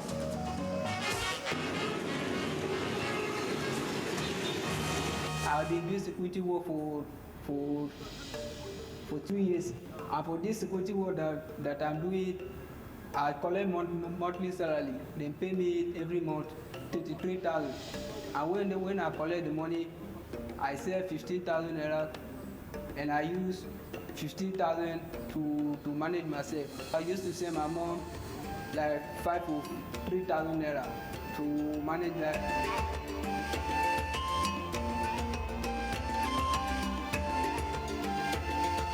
They are paying us 22,000 naira by the end of the month, and I try my possible best to see that I save 10,000 naira every month. We use 12,000 naira to buy food and some things. And the reason why I saved that 10,000 naira, I want to use it to start a business. And after that, I want to further my education. That's my degree program. Salaried people, and especially the blue-collar workers, traditionally experience spending and transaction density around payday period. There's a lot of spend happening around that period of time. Now, for those without financial discipline, the more a chunk of their pay they can access, the more the whole is at risk. thinking and spending in weekly chunks sort of narrows the tap through which money flows.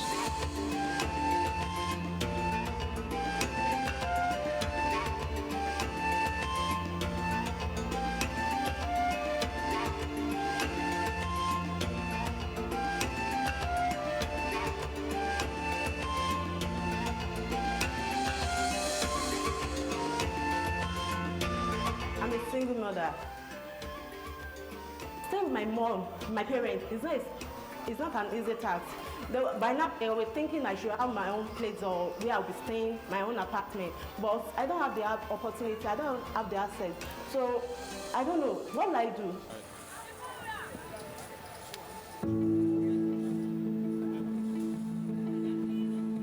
I work as a driver in a logistics and transport company. All this toiling and suffering in the city, and I have nothing to show for it. I hold people from borrowing up and down, and they harass me every day. The loan companies will come up with outrageous, interest, which will hinder my salary. Recently, they've just sent a message to my wife concerning the same loan that I took from them. I have different experiences in which I was struggling to pay for my child's school fees at a particular time, and I wanted my salary before the ending of the month. I could actually do anything at that period. It's been so hard. Sometimes I just want my salary in the middle of the month, because when my child gets sick, I don't even know what to do. All I need is medications and drugs for him to just get better. Sometimes I need to borrow money from this different app.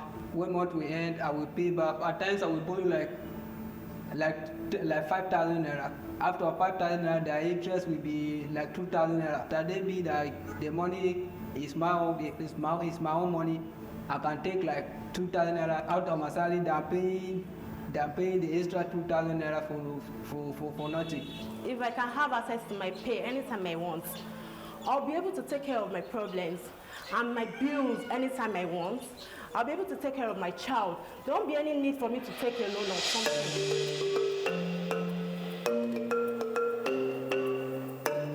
At SeamlessHR, productivity has always been our core, and that is reflected in our mission statement, which is helping businesses be more productive and also optimize their workforce. But the discussion so far has been about the employees themselves. How do we get them more productive? How do we improve their state of financial well-being and see how that impacts on productivity, their happiness, and their drive and motivation to do work? We have thought about a way to actually improve their well-being. One is scalability, because the numbers are there for the low-income earner. Whatever the solution is, it has to be scalable. It has to be something that you can use for 1,000 employees, 15,000, 50,000. Secondly, it also has to be accessible, not something they need a drone or M1 chip laptop for. Something they can easily access from wherever they are. Number three is it has to be affordable. It can't be something that they would rather go to their a job woman or bring their father's birth certificate before they can access such financial well-being. Then again, it also has to be secure. Everybody wants to be protected. They don't want a solution that will involve them calling their family, defaming their name, but they still feel protected and they feel secure. Bringing all these factors together, we've come up with a solution which we are flagging out today, and also led to our partnership with the Bill and Melinda Gates Foundation, which is called Earned Wage Access. Earned Wage Access creates a financial inclusion opportunity for blue-collar workers who do not have access to financial products. And then there is the advantage of peace of mind, an opportunity to focus on the job. What about the advantages for the employer? First, there is the greater productivity and profitability. You can get the value for what you're investing in your staff. Then there's reduced staff turnover. There's reduction in staff pilferage. And then there's also general cost reduction. The suite of the financial wellness app, which includes the earned wage access and also the short-term loan, is built on a platform or a system that is scalable, built on the latest cloud technology to ensure that the blue-collar workers get instant access to this financial wellness. I can boldly say at least over 100,000 hours has gone into building that app. So with earned wage access, which is a simple financial product which we've built into an application, employees or low-income earner blue-collar workers would be able to access their income, the income they've worked for. On any day of the month, the system will automatically calculate how long you've worked. So let's say today, which is the 18th of the month, you'll be able to access your salary up to the 18th because you worked for it. So it's not a loan, it's not a credit facility per se, just giving you access to the wages you earn because you worked for those days. In summary, the earned wage access product better manages employee cash flow.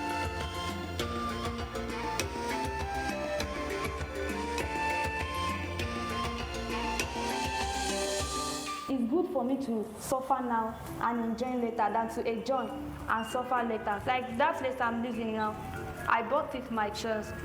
And I bought it at the rate of 50,000 naira. And now, my plan is that if I'm leaving, I will sell it then I will add the money to my business. And after that business, I want to further my education. That is the degree program. I can be managing my shop, then I will be going to, as in I'll be attending online lectures for the degree.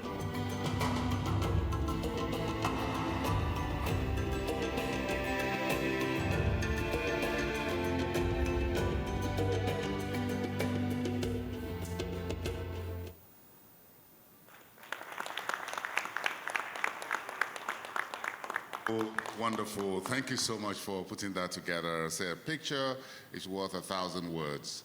Now let's allow the Chief Technology Officer at SeamlessHR, Digilano, to demonstrate how it will really work in real life. Digi is the man who is unveiling technically for us. Thank you. Give him a round of applause.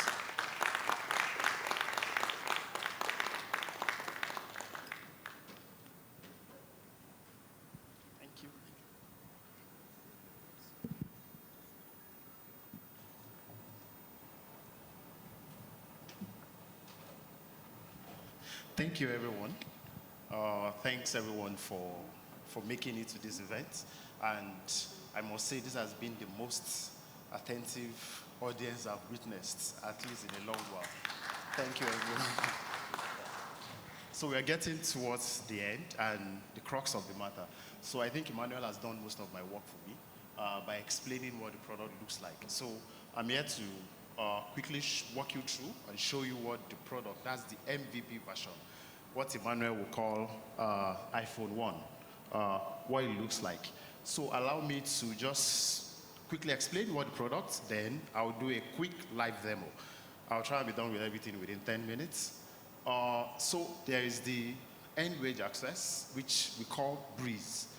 And the name Breeze, I could spend 3 minutes explaining how the name Breeze comes to be. But the website is Enjoy Breeze. Breeze is free. Breeze is something everybody is accessible, is secure, is affordable. It's something, if you remember the factors I mentioned, yeah, you can always liken it to Breeze. And that's why we chose the name Breeze, so which is earned wage access for the blue-collar worker. And also part of the iPhone 1, the MVP version, is also some short-term loan, which as they constantly, sorry about that, so which as they constantly keep accessing their earned wage, they are also able to access some short-term loans, maybe for 2 months, 3 months, as the case might be. It's been mentioned, it's secure, it's safe, it's scalable, and it's something that is super affordable. And while building the solution, which I'm going to demo, what was for in our mind is the personas that are going to be using this, which mostly won't be people in this room, at least for the MVP version.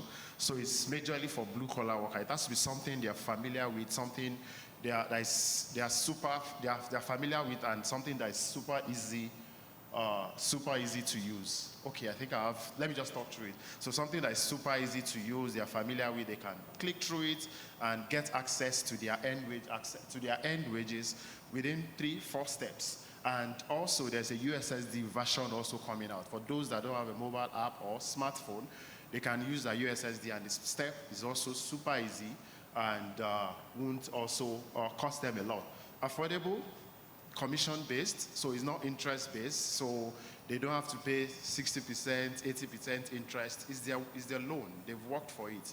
All we just charge is some commission, just some service charge, where you are able to do that. And something again is the company itself, that's the organization, can actually support the employees and count it as part of employee benefits to actually cover the commission itself, so that they just access their salary without paying a dime, and the company can add it. It's small amount of money, just almost like transaction fee.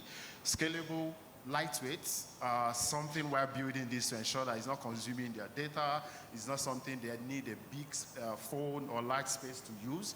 Super lightweight. I'll show you a demo of this shortly. But how does this work for the employer? Emmanuel explained this. It's like 3 applications or 3 suites of application. Okay.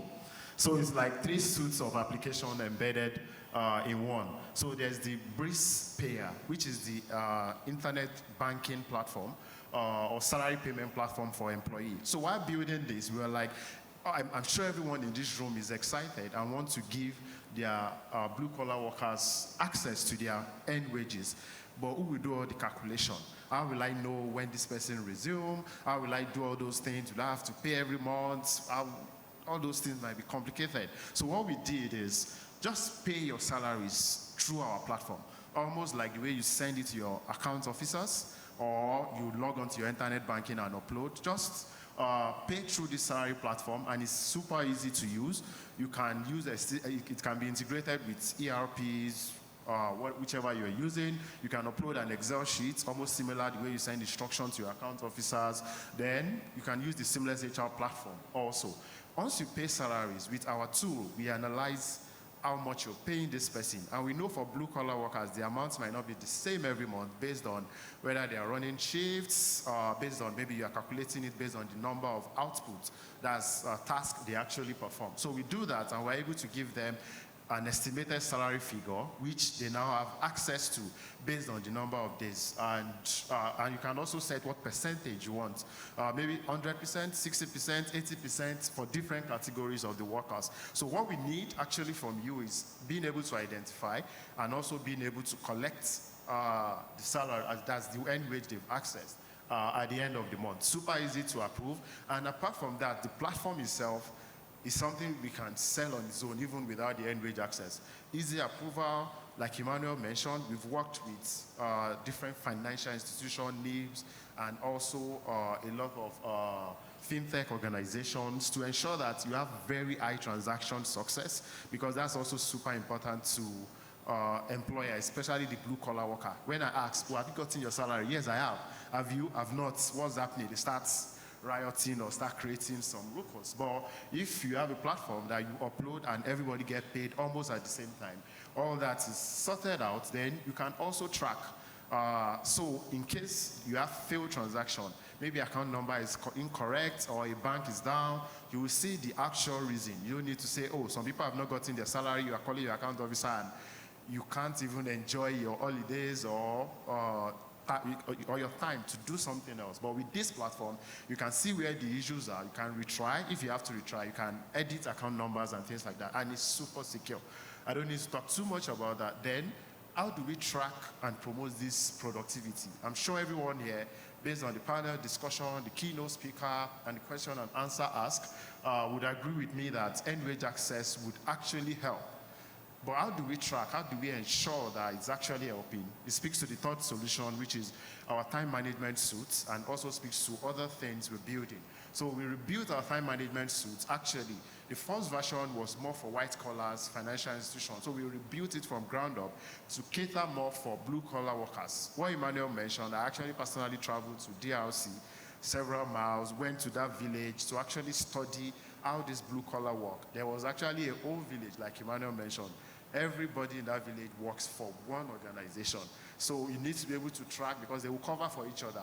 Oh, this person came to work, this person is doing this. You have to be able to track using biometric device. And the system is also built, even if you are in offline location, maybe you have some factory offshores, onshore and all that, it's able to track that and work seamlessly and still able to aggregate all those payments, eliminate ghost workers, and you have dashboard and reports to track the presence. I'll talk just quickly about the breeze sprayer, then show you some screenshots, talk about the time management, show you some screenshots, then I'll go straight into the demo.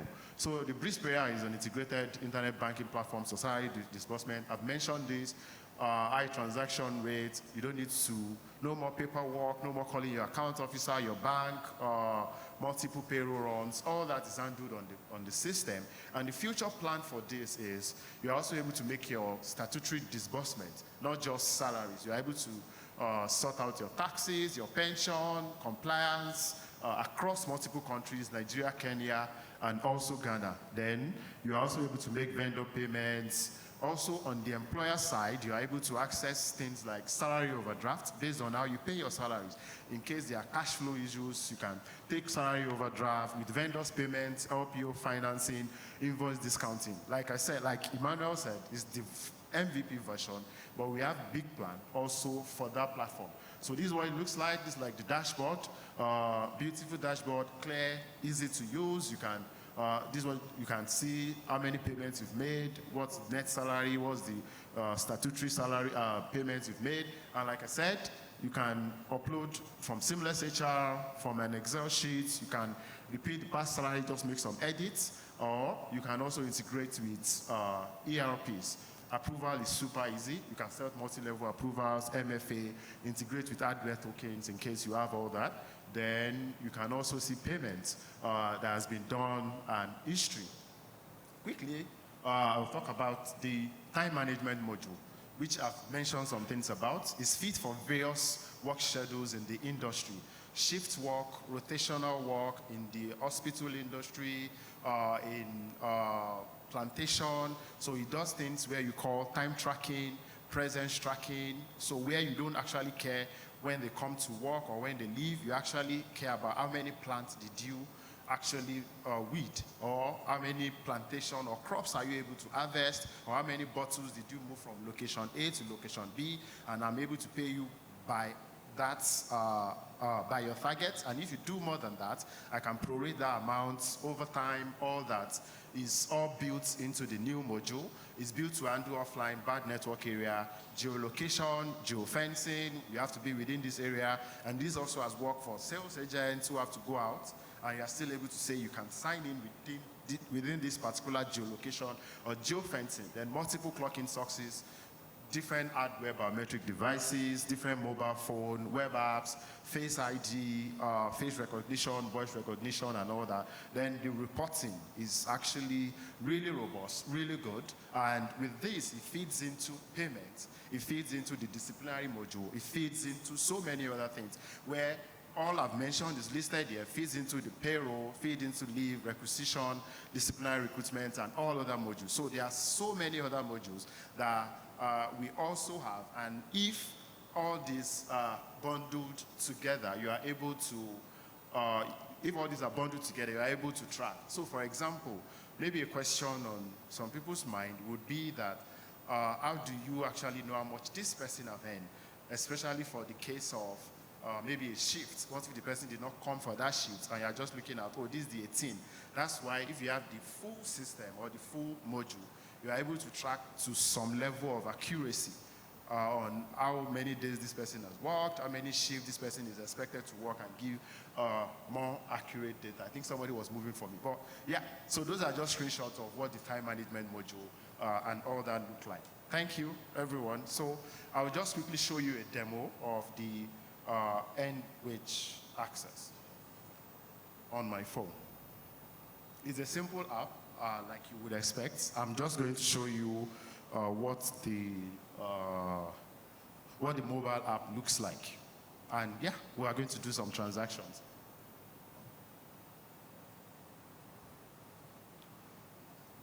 So I won't take you through. Super easy to sign up. And once you're on board, your blue-collar workers just need to download it on the mobile app or use the USSD. But just download it, sign up, you ask for their phone number, and you automatically match this with the employer detail. So this is what it looks like. So for this scenario, yeah, maybe I'm actually a blue-collar worker. So this is my salary. Like you all can see, it's showing me I've earned 38,000 out of my 70K salary, and I have access to 29,000 based on this. And you can show that I've worked for 17 days. And that's because today is the 18th. Today is not over yet, so it won't count for today until the end of the day. So I can withdraw, I can explore. Like I mentioned, there are still some short-term loan which I'm eligible for, I can apply for based on my ranking or how much I've used the app based on my credit. So I can click on withdraw. Clicking on withdraw, it shows me a breakdown. Just to confirm again, this is where I want to be. Show me a breakdown of what my estimated monthly salary would be, how much I've collected, how much I'm trying to withdraw, and what my salary would be, how many times have I requested this month. And so that means they can request for it as often as possible. So it's not just a one-time thing. That means some of your blue-collar workers can decide to get paid every week or every month, every week or every other day, as the case might be, or as at when they actually have the emergency. So clicking on withdraw, easy, shows me the maximum amount, and I can do 10,000 naira. And I click on proceed.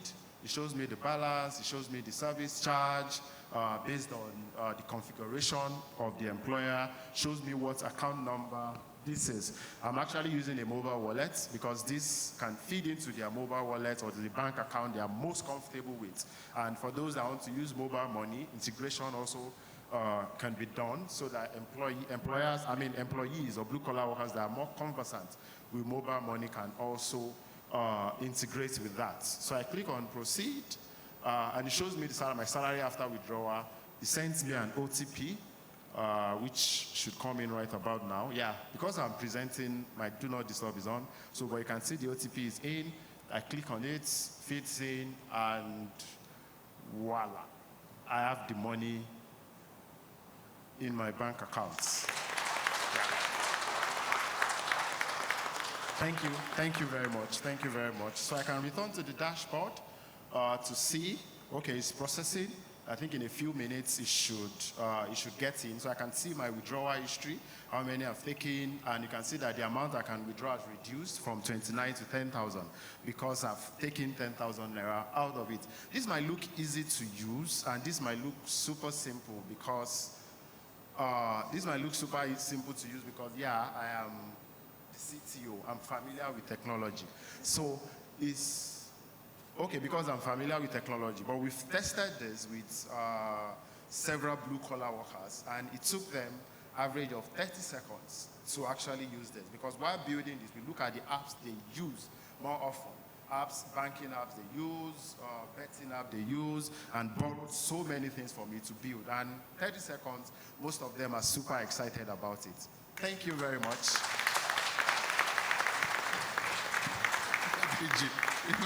You know, I was in a hurry to get him off the stage because while you are withdrawing money, petrol prices has moved to 640 in Abuja. So speed of execution is important. No, don't read the news until you leave the room. Just focus on what we're delivering. But it's 640 right now, and it's still moving. The stock market price, stock prices and whatever. Anyway, so speed of execution is important, and it's important that you get that money as fast as possible. You didn't tell me, Deji, how much you withdrew, but since you withdraw money, you are the one who has money in this room. Please be ready to share palliatives. Everybody, you'll be at the door after lunch, which is being provided by Bill and Melinda Gates Foundation. With SeamlessHR, they provided lunch. After that, fuel money will come from Deji, who is the CTO of SeamlessHR, to put icing on the cake. It's for welfare, isn't it? Welfare and productivity. Thank you very much for what you withdraw from there. There's the QR code, don't forget. Now let me bring my panel to sum it up for us to do a small Q&A. They will have a vote of thanks from Shaya, who's been very kind, working this together behind the scene. Emmanuel Okeleji, the CEO, SeamlessHR. Dr. Emmanuel, are you here? Yeah, please come forward. Lynn, please join us on the podium in Essenhart, as well as Professor Dapo Adile, keynote speaker. Okay, those are my three panelists that will just have about 10 minutes Q&A, and then we'll be done for the day. Thank you, Lane.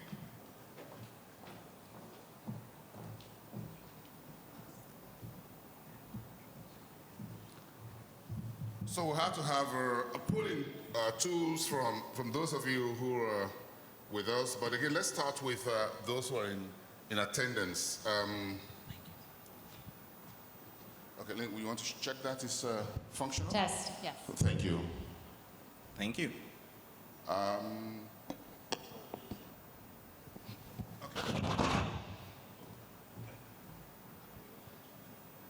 So who's going to raise the curtain on this Q&A session? Just to ask a few more questions on, voila, someone has a floor. The gentleman sitting close to the far right, please. Thank you.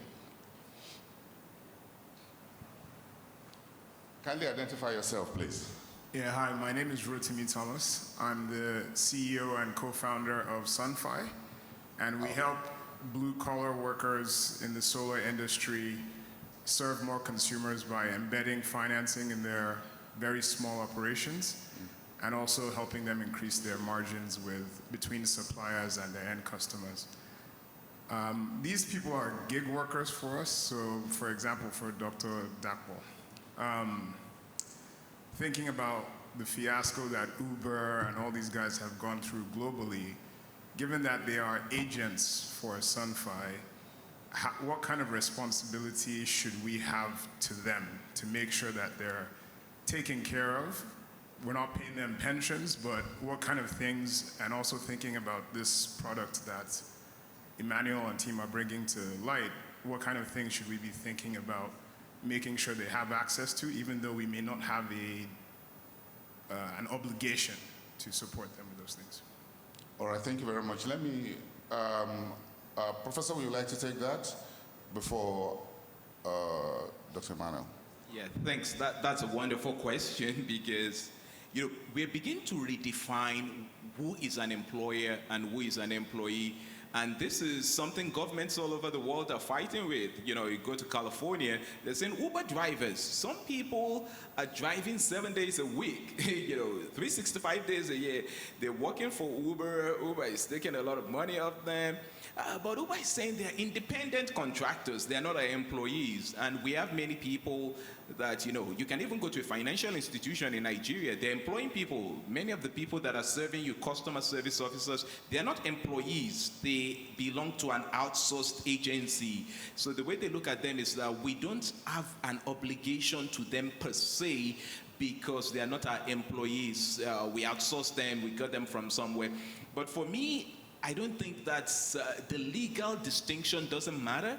And what we're finding in many jurisdictions is that if it tastes like an employee, if it smells like an employee, it doesn't matter what you call them, they are your employees. So that's the way to look at it, to say, yes, we know that these people are independent agents, they work within our network. We might not provide them a salary, we might not be able to afford a salary to pay them a pension or something, but we need to look at it that if people are getting a substantial portion of their living from doing work with us, then technically it doesn't matter if we are the legal employer of record. So that's the way I will look at it.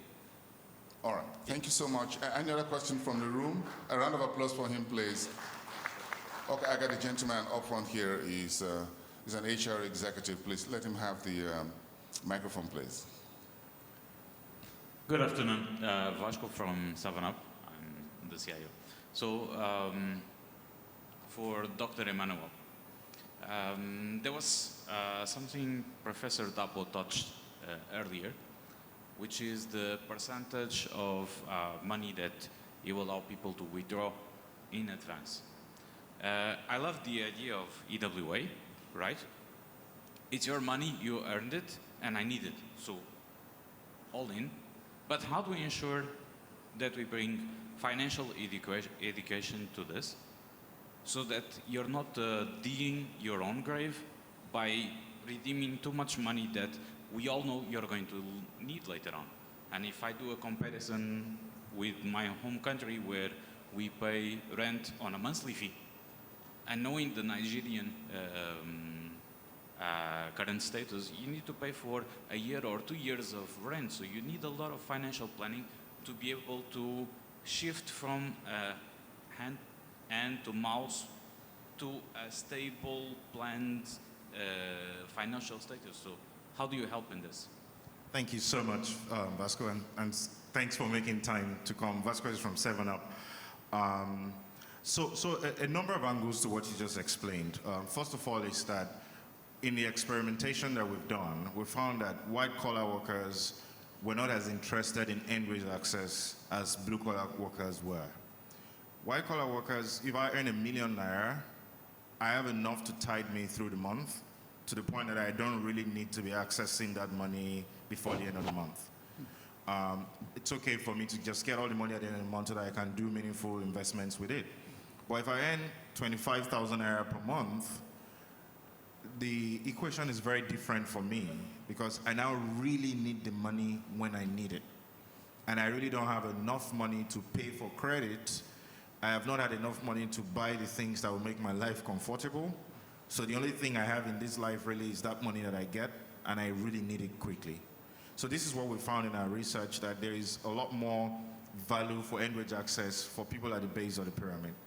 But the point you also make is, you don't want to encourage bad behavior, so that people are just like spending money on alcohol or stuff that is like, well, there's Guinness in the room, so.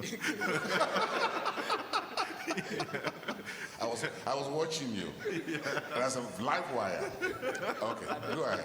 Yeah, but you know what I mean. So we want to make sure that people are not putting themselves at risk. They're not saving and all of that. A number of ways that we hope to approach that. First is that, like I said, we've spoken and worked with people in other parts of the world who's built this. One of the ideas that we've seen that's done by a company like ourselves in India is that they've used cards to be able to track where people spend the money that they earn, and then they're able to then use that, the data that comes from this person spends his money at this kind of places more often than not. We're able to use that data to price credit for that, because end-wage access is the first, but we're also going to do credit, term loans. So you know that your behavior affects the rate that you pay for credit. So we've seen that work in India. Another thing that we want to do is to introduce buy now, pay later solutions, so that you're not getting credit, but you're not getting loans, but you're getting credit to buy, for instance, gadgets, equipment, things.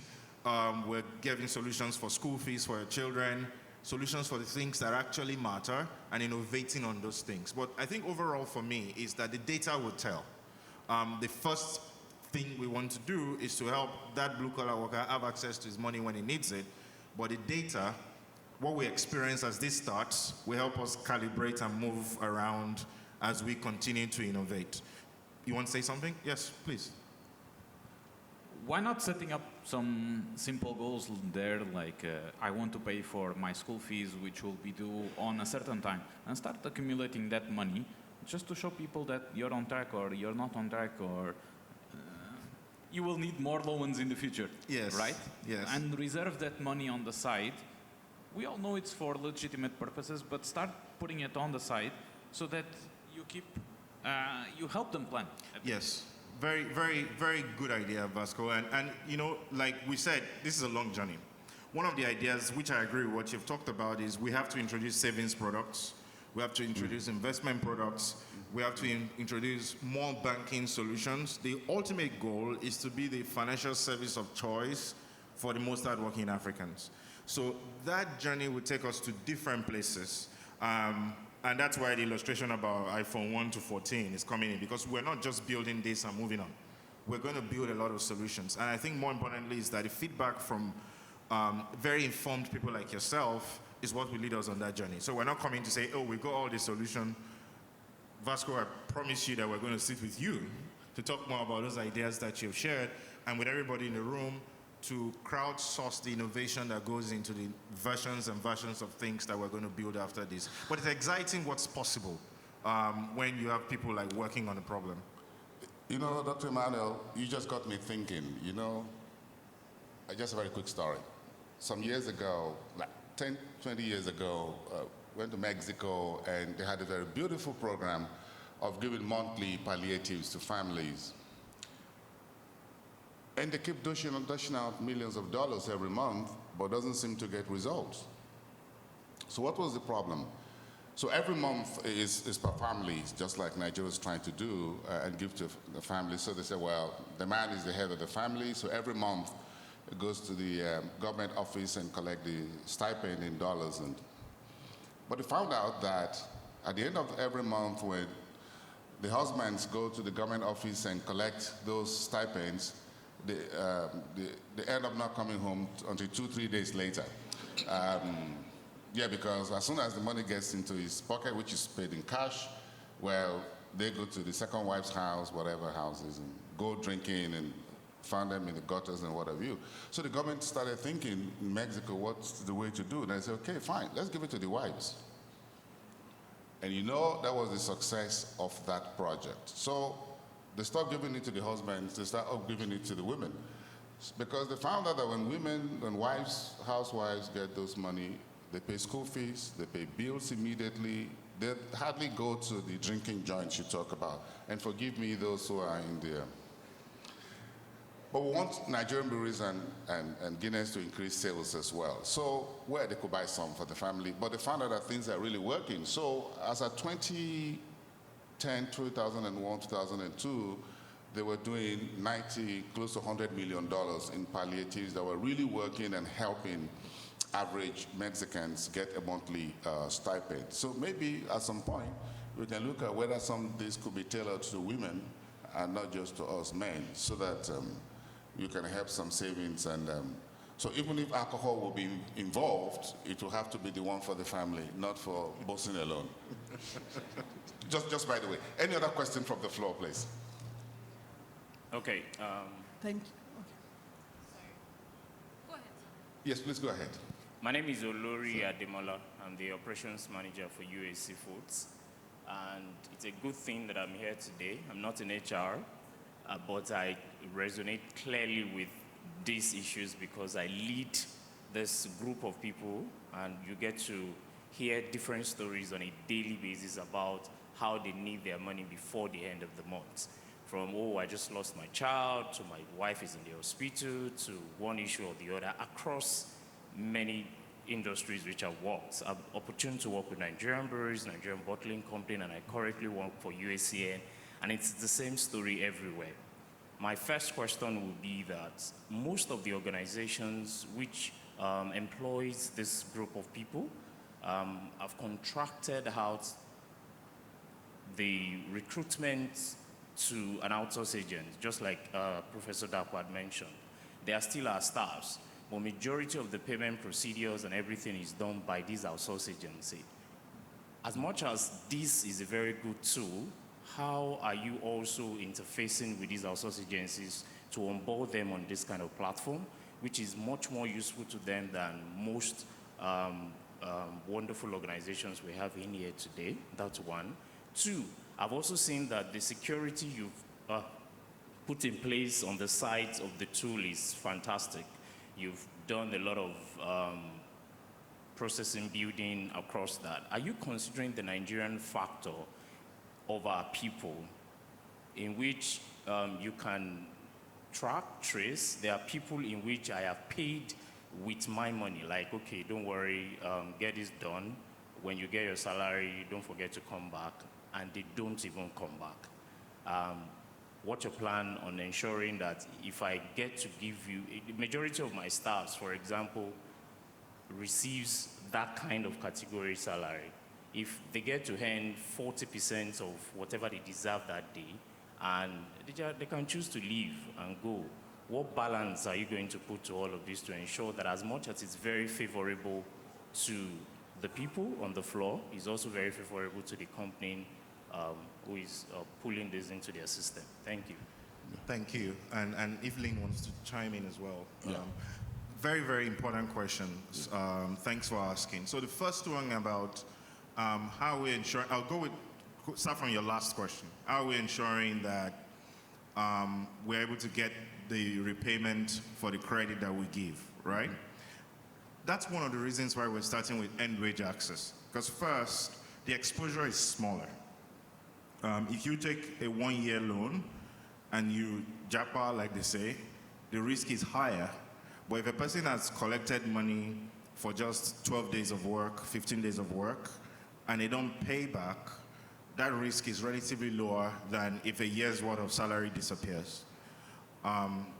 Because with every credit, you factor some losses to non-performance. So from just a mathematical standpoint, it's cheaper to do end wage access, it's more affordable, and this is why even for the blue-collar workers using end wage access, we can price it better and more affordably for them. The second thing is why we also built the salary payment platform, because which Deji was showing, there are two sides to this. For us to be able to do end wage access well, we have to have some level of control on the pipe that the salary is coming through, so that we're automating both ends of the table. So basically what happens is that we're opening a ledger for every employee that says you earn 30,000 a month, every day you earn 1,000, it goes to your balance, right? And then if you deduct from it, we know what 5 times a month, we're balancing your account at the end of the month. And if we're the ones working with NIBS and working with everybody to arrange the salary payment with your employer doesn't have to pay anything, except they want to, for instance, advance your salaries so that the price of credit goes down for their employees, right? So if the employer is paying salaries here, we automatically deduct from source in such a way that we have a right of first acceptance. The money won't even get, right, we've deducted it before you got the balance at the end of the month. So all that we're doing so that we can control the risk that you just talked about. And we will learn. Again, the approach we're taking to this is that let's see what we learn. And we're here for the long haul. We have partners like the Bill and Melinda Gates Foundation working with us. We actually also have ongoing conversations with the IFCs, the Propacos, the CDCs of this world, who have also impact goals like the Bill and Melinda Gates Foundation. To your other question about outsourcing, that's a real issue that we have also considered. We actually have a few outsourcing companies in the room today, and we're talking to outsourcing companies as well. But the bet we're making is that ultimately, like Prof. Dapo said, ultimately the person paying for the employee, in your case, for instance, is USC.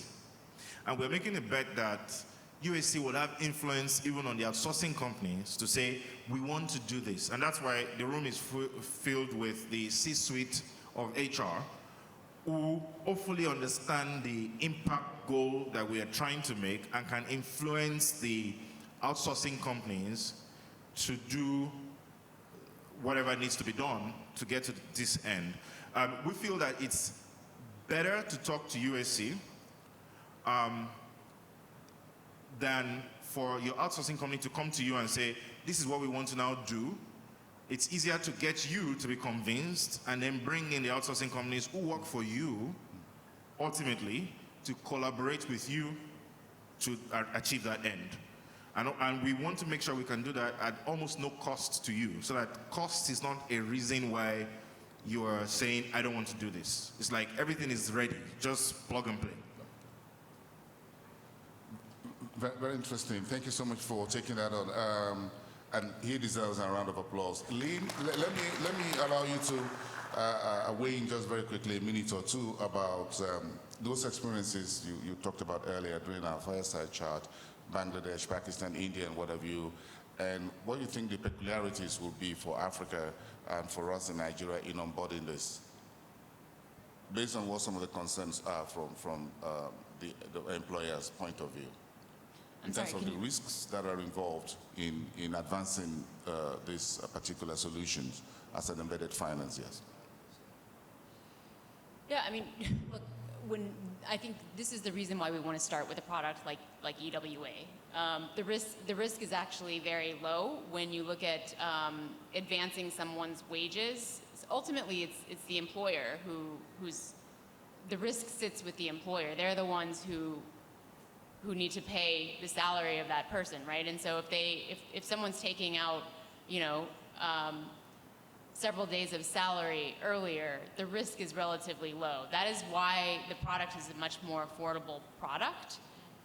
It's technically not a loan. And so if your only alternative is to go to a very high interest rate loan shark, but you have the option to actually access your wages early, the cost of accessing those wages is extremely low compared to actually taking out a loan. So I want to be very clear, EWA is not a loan. There's financing on the back end that occurs between a financial institution and the employer, and facilitated by a partner potentially like Seamless. But the worker themselves is not taking out a loan. So it is not an interest rate that is accruing every single month, and if they pay it back late, they're going to pay even more. This is just early access to your salary, and then instead of on payday, that money coming into your account, it's already come into your account, and so that money is going to the institution that financed that early access. And if I may, Bosun, I just want to address the points that were made earlier, the anecdotal points about women and the critical role that they play in households and financial welfare. And I think so many of the things that you said about women and the role that they play in households and managing money is probably obvious to all of us in this room. But one of the other reasons why we want to partner with Seamless is because women's financial inclusion is a huge priority for the Bill and Melinda Gates Foundation. So as more and more hard-working women are entering Nigeria's workforce, earning wages, and providing for their families, we want to ensure that they are also not excluded from the formal financial ecosystem. That is critical to us, and that is part of what we will be measuring on this journey. And so when we say blue-collar workers, I know that term is often associated typically with this image of a hard-working male worker, but we're referring to women and men, and in fact, women are a huge priority for us. Thank you so much, Lynn. Please give my panelists a round of applause, ladies and gentlemen. Thank you very much. Thank you very much. Give them a round of applause. Thank you very much. That's how much we can take. Thank you so much for your time. Let's give applause now. Let's have a very quick, I think a good step for your group photographs here. Let me ask Shayo to please, Akinwale, to join the quick group photograph. You're going to give the vote of thanks. Please come to the podium. Shayo, I think the CTO should also come to the high table as well. Okay, now you got to come, Abby. Please join. Please quickly, so that you can just take this group photograph before we give the vote of thanks.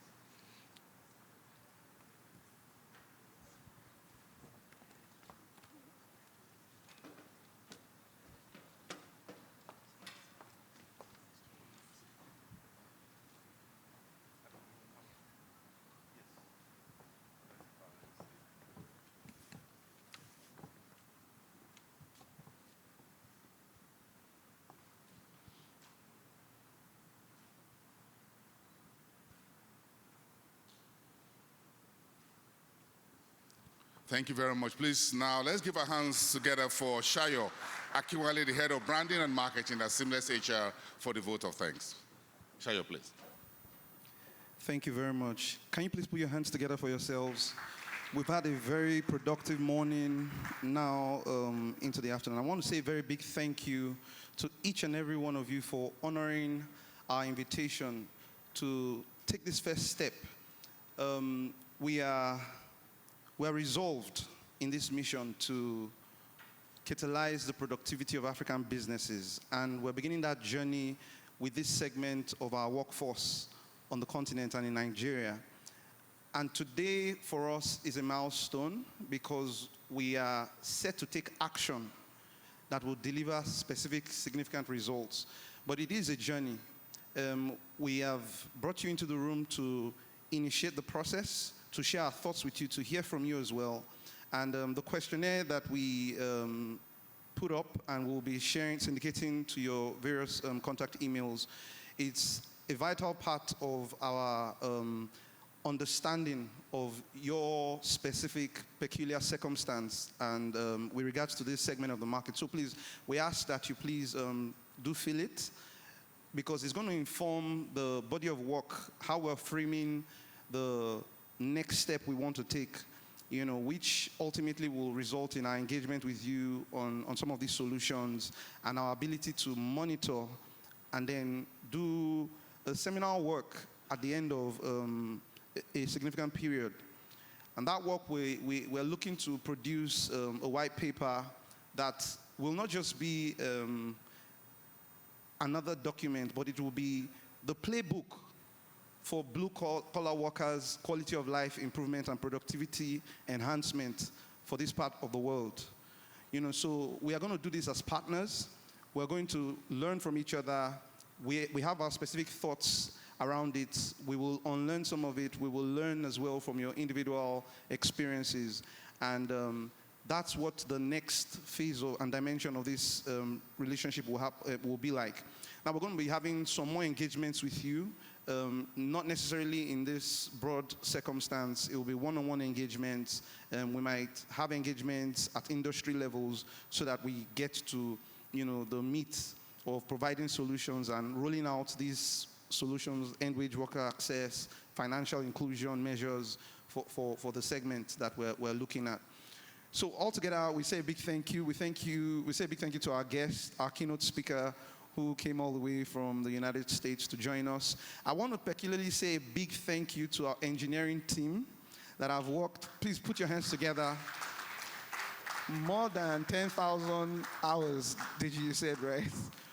Has been invested, and I'm very much aware, you know, of the detailed work they are putting in to ensure that we have the right, because you see, in SeamlessHR, we are convinced that through technology, we will quickly and effectively catalyze productivity for businesses in Africa, and that's what we're on. So thank you very much. Lunch is served. Our ushers will guide each table for your early lunch. And we look forward to the conversations we're going to have with you in the room as we do lunch together. Thank you very much. Thank you so much, Shayo. The filling station is just in that corner. It's about 640 per liter. So the ushers will direct each table from the front all the way to the back. Fortunately, I'm seated at the last table at the back, so I'm going to be the last to go to the filling station. But let me say thank you to representatives of Guinness Nigeria, Nigerian Breweries PLC. Give yourself a round of applause. To LSDPC, Pika Insights. We'll have representatives from Halogen. Thank you so much for coming. We appreciate you in the room. We have representatives from Boa Cement. That's Nigeria's second largest cement maker. Thank you for coming. We have representatives from Chelanons PLC, UAC of Nigeria, TGI, Julius Berger, Gokada, Lafarge Africa, which is one of Nigeria's largest cement maker as well. So we have the big boys in the room and big women as well. Then you have from Dufil Prima Foods. Thank you very much, everyone, for coming for these events from morning to the early afternoon. Thank you so much again to Bill's and Melinda Gates Foundation. Please give our heartfelt gratitude to the rest of the team and for bringing both of you here to be part of this event. Thank you so much, Lynn. I look forward to seeing you sometime in the very near future. And to all of you, thank you very much. This event is now formally closed on behalf of SeamlessHR and Bill and Melinda Gates Foundation. Thank you, everyone. Enjoy the rest of your day. Professor Adileji, thank you very much, Adileji, for coming. We appreciate your time. Thank you, everyone, and I'll see you soon. Please, let's have the interactions continue during lunch, please.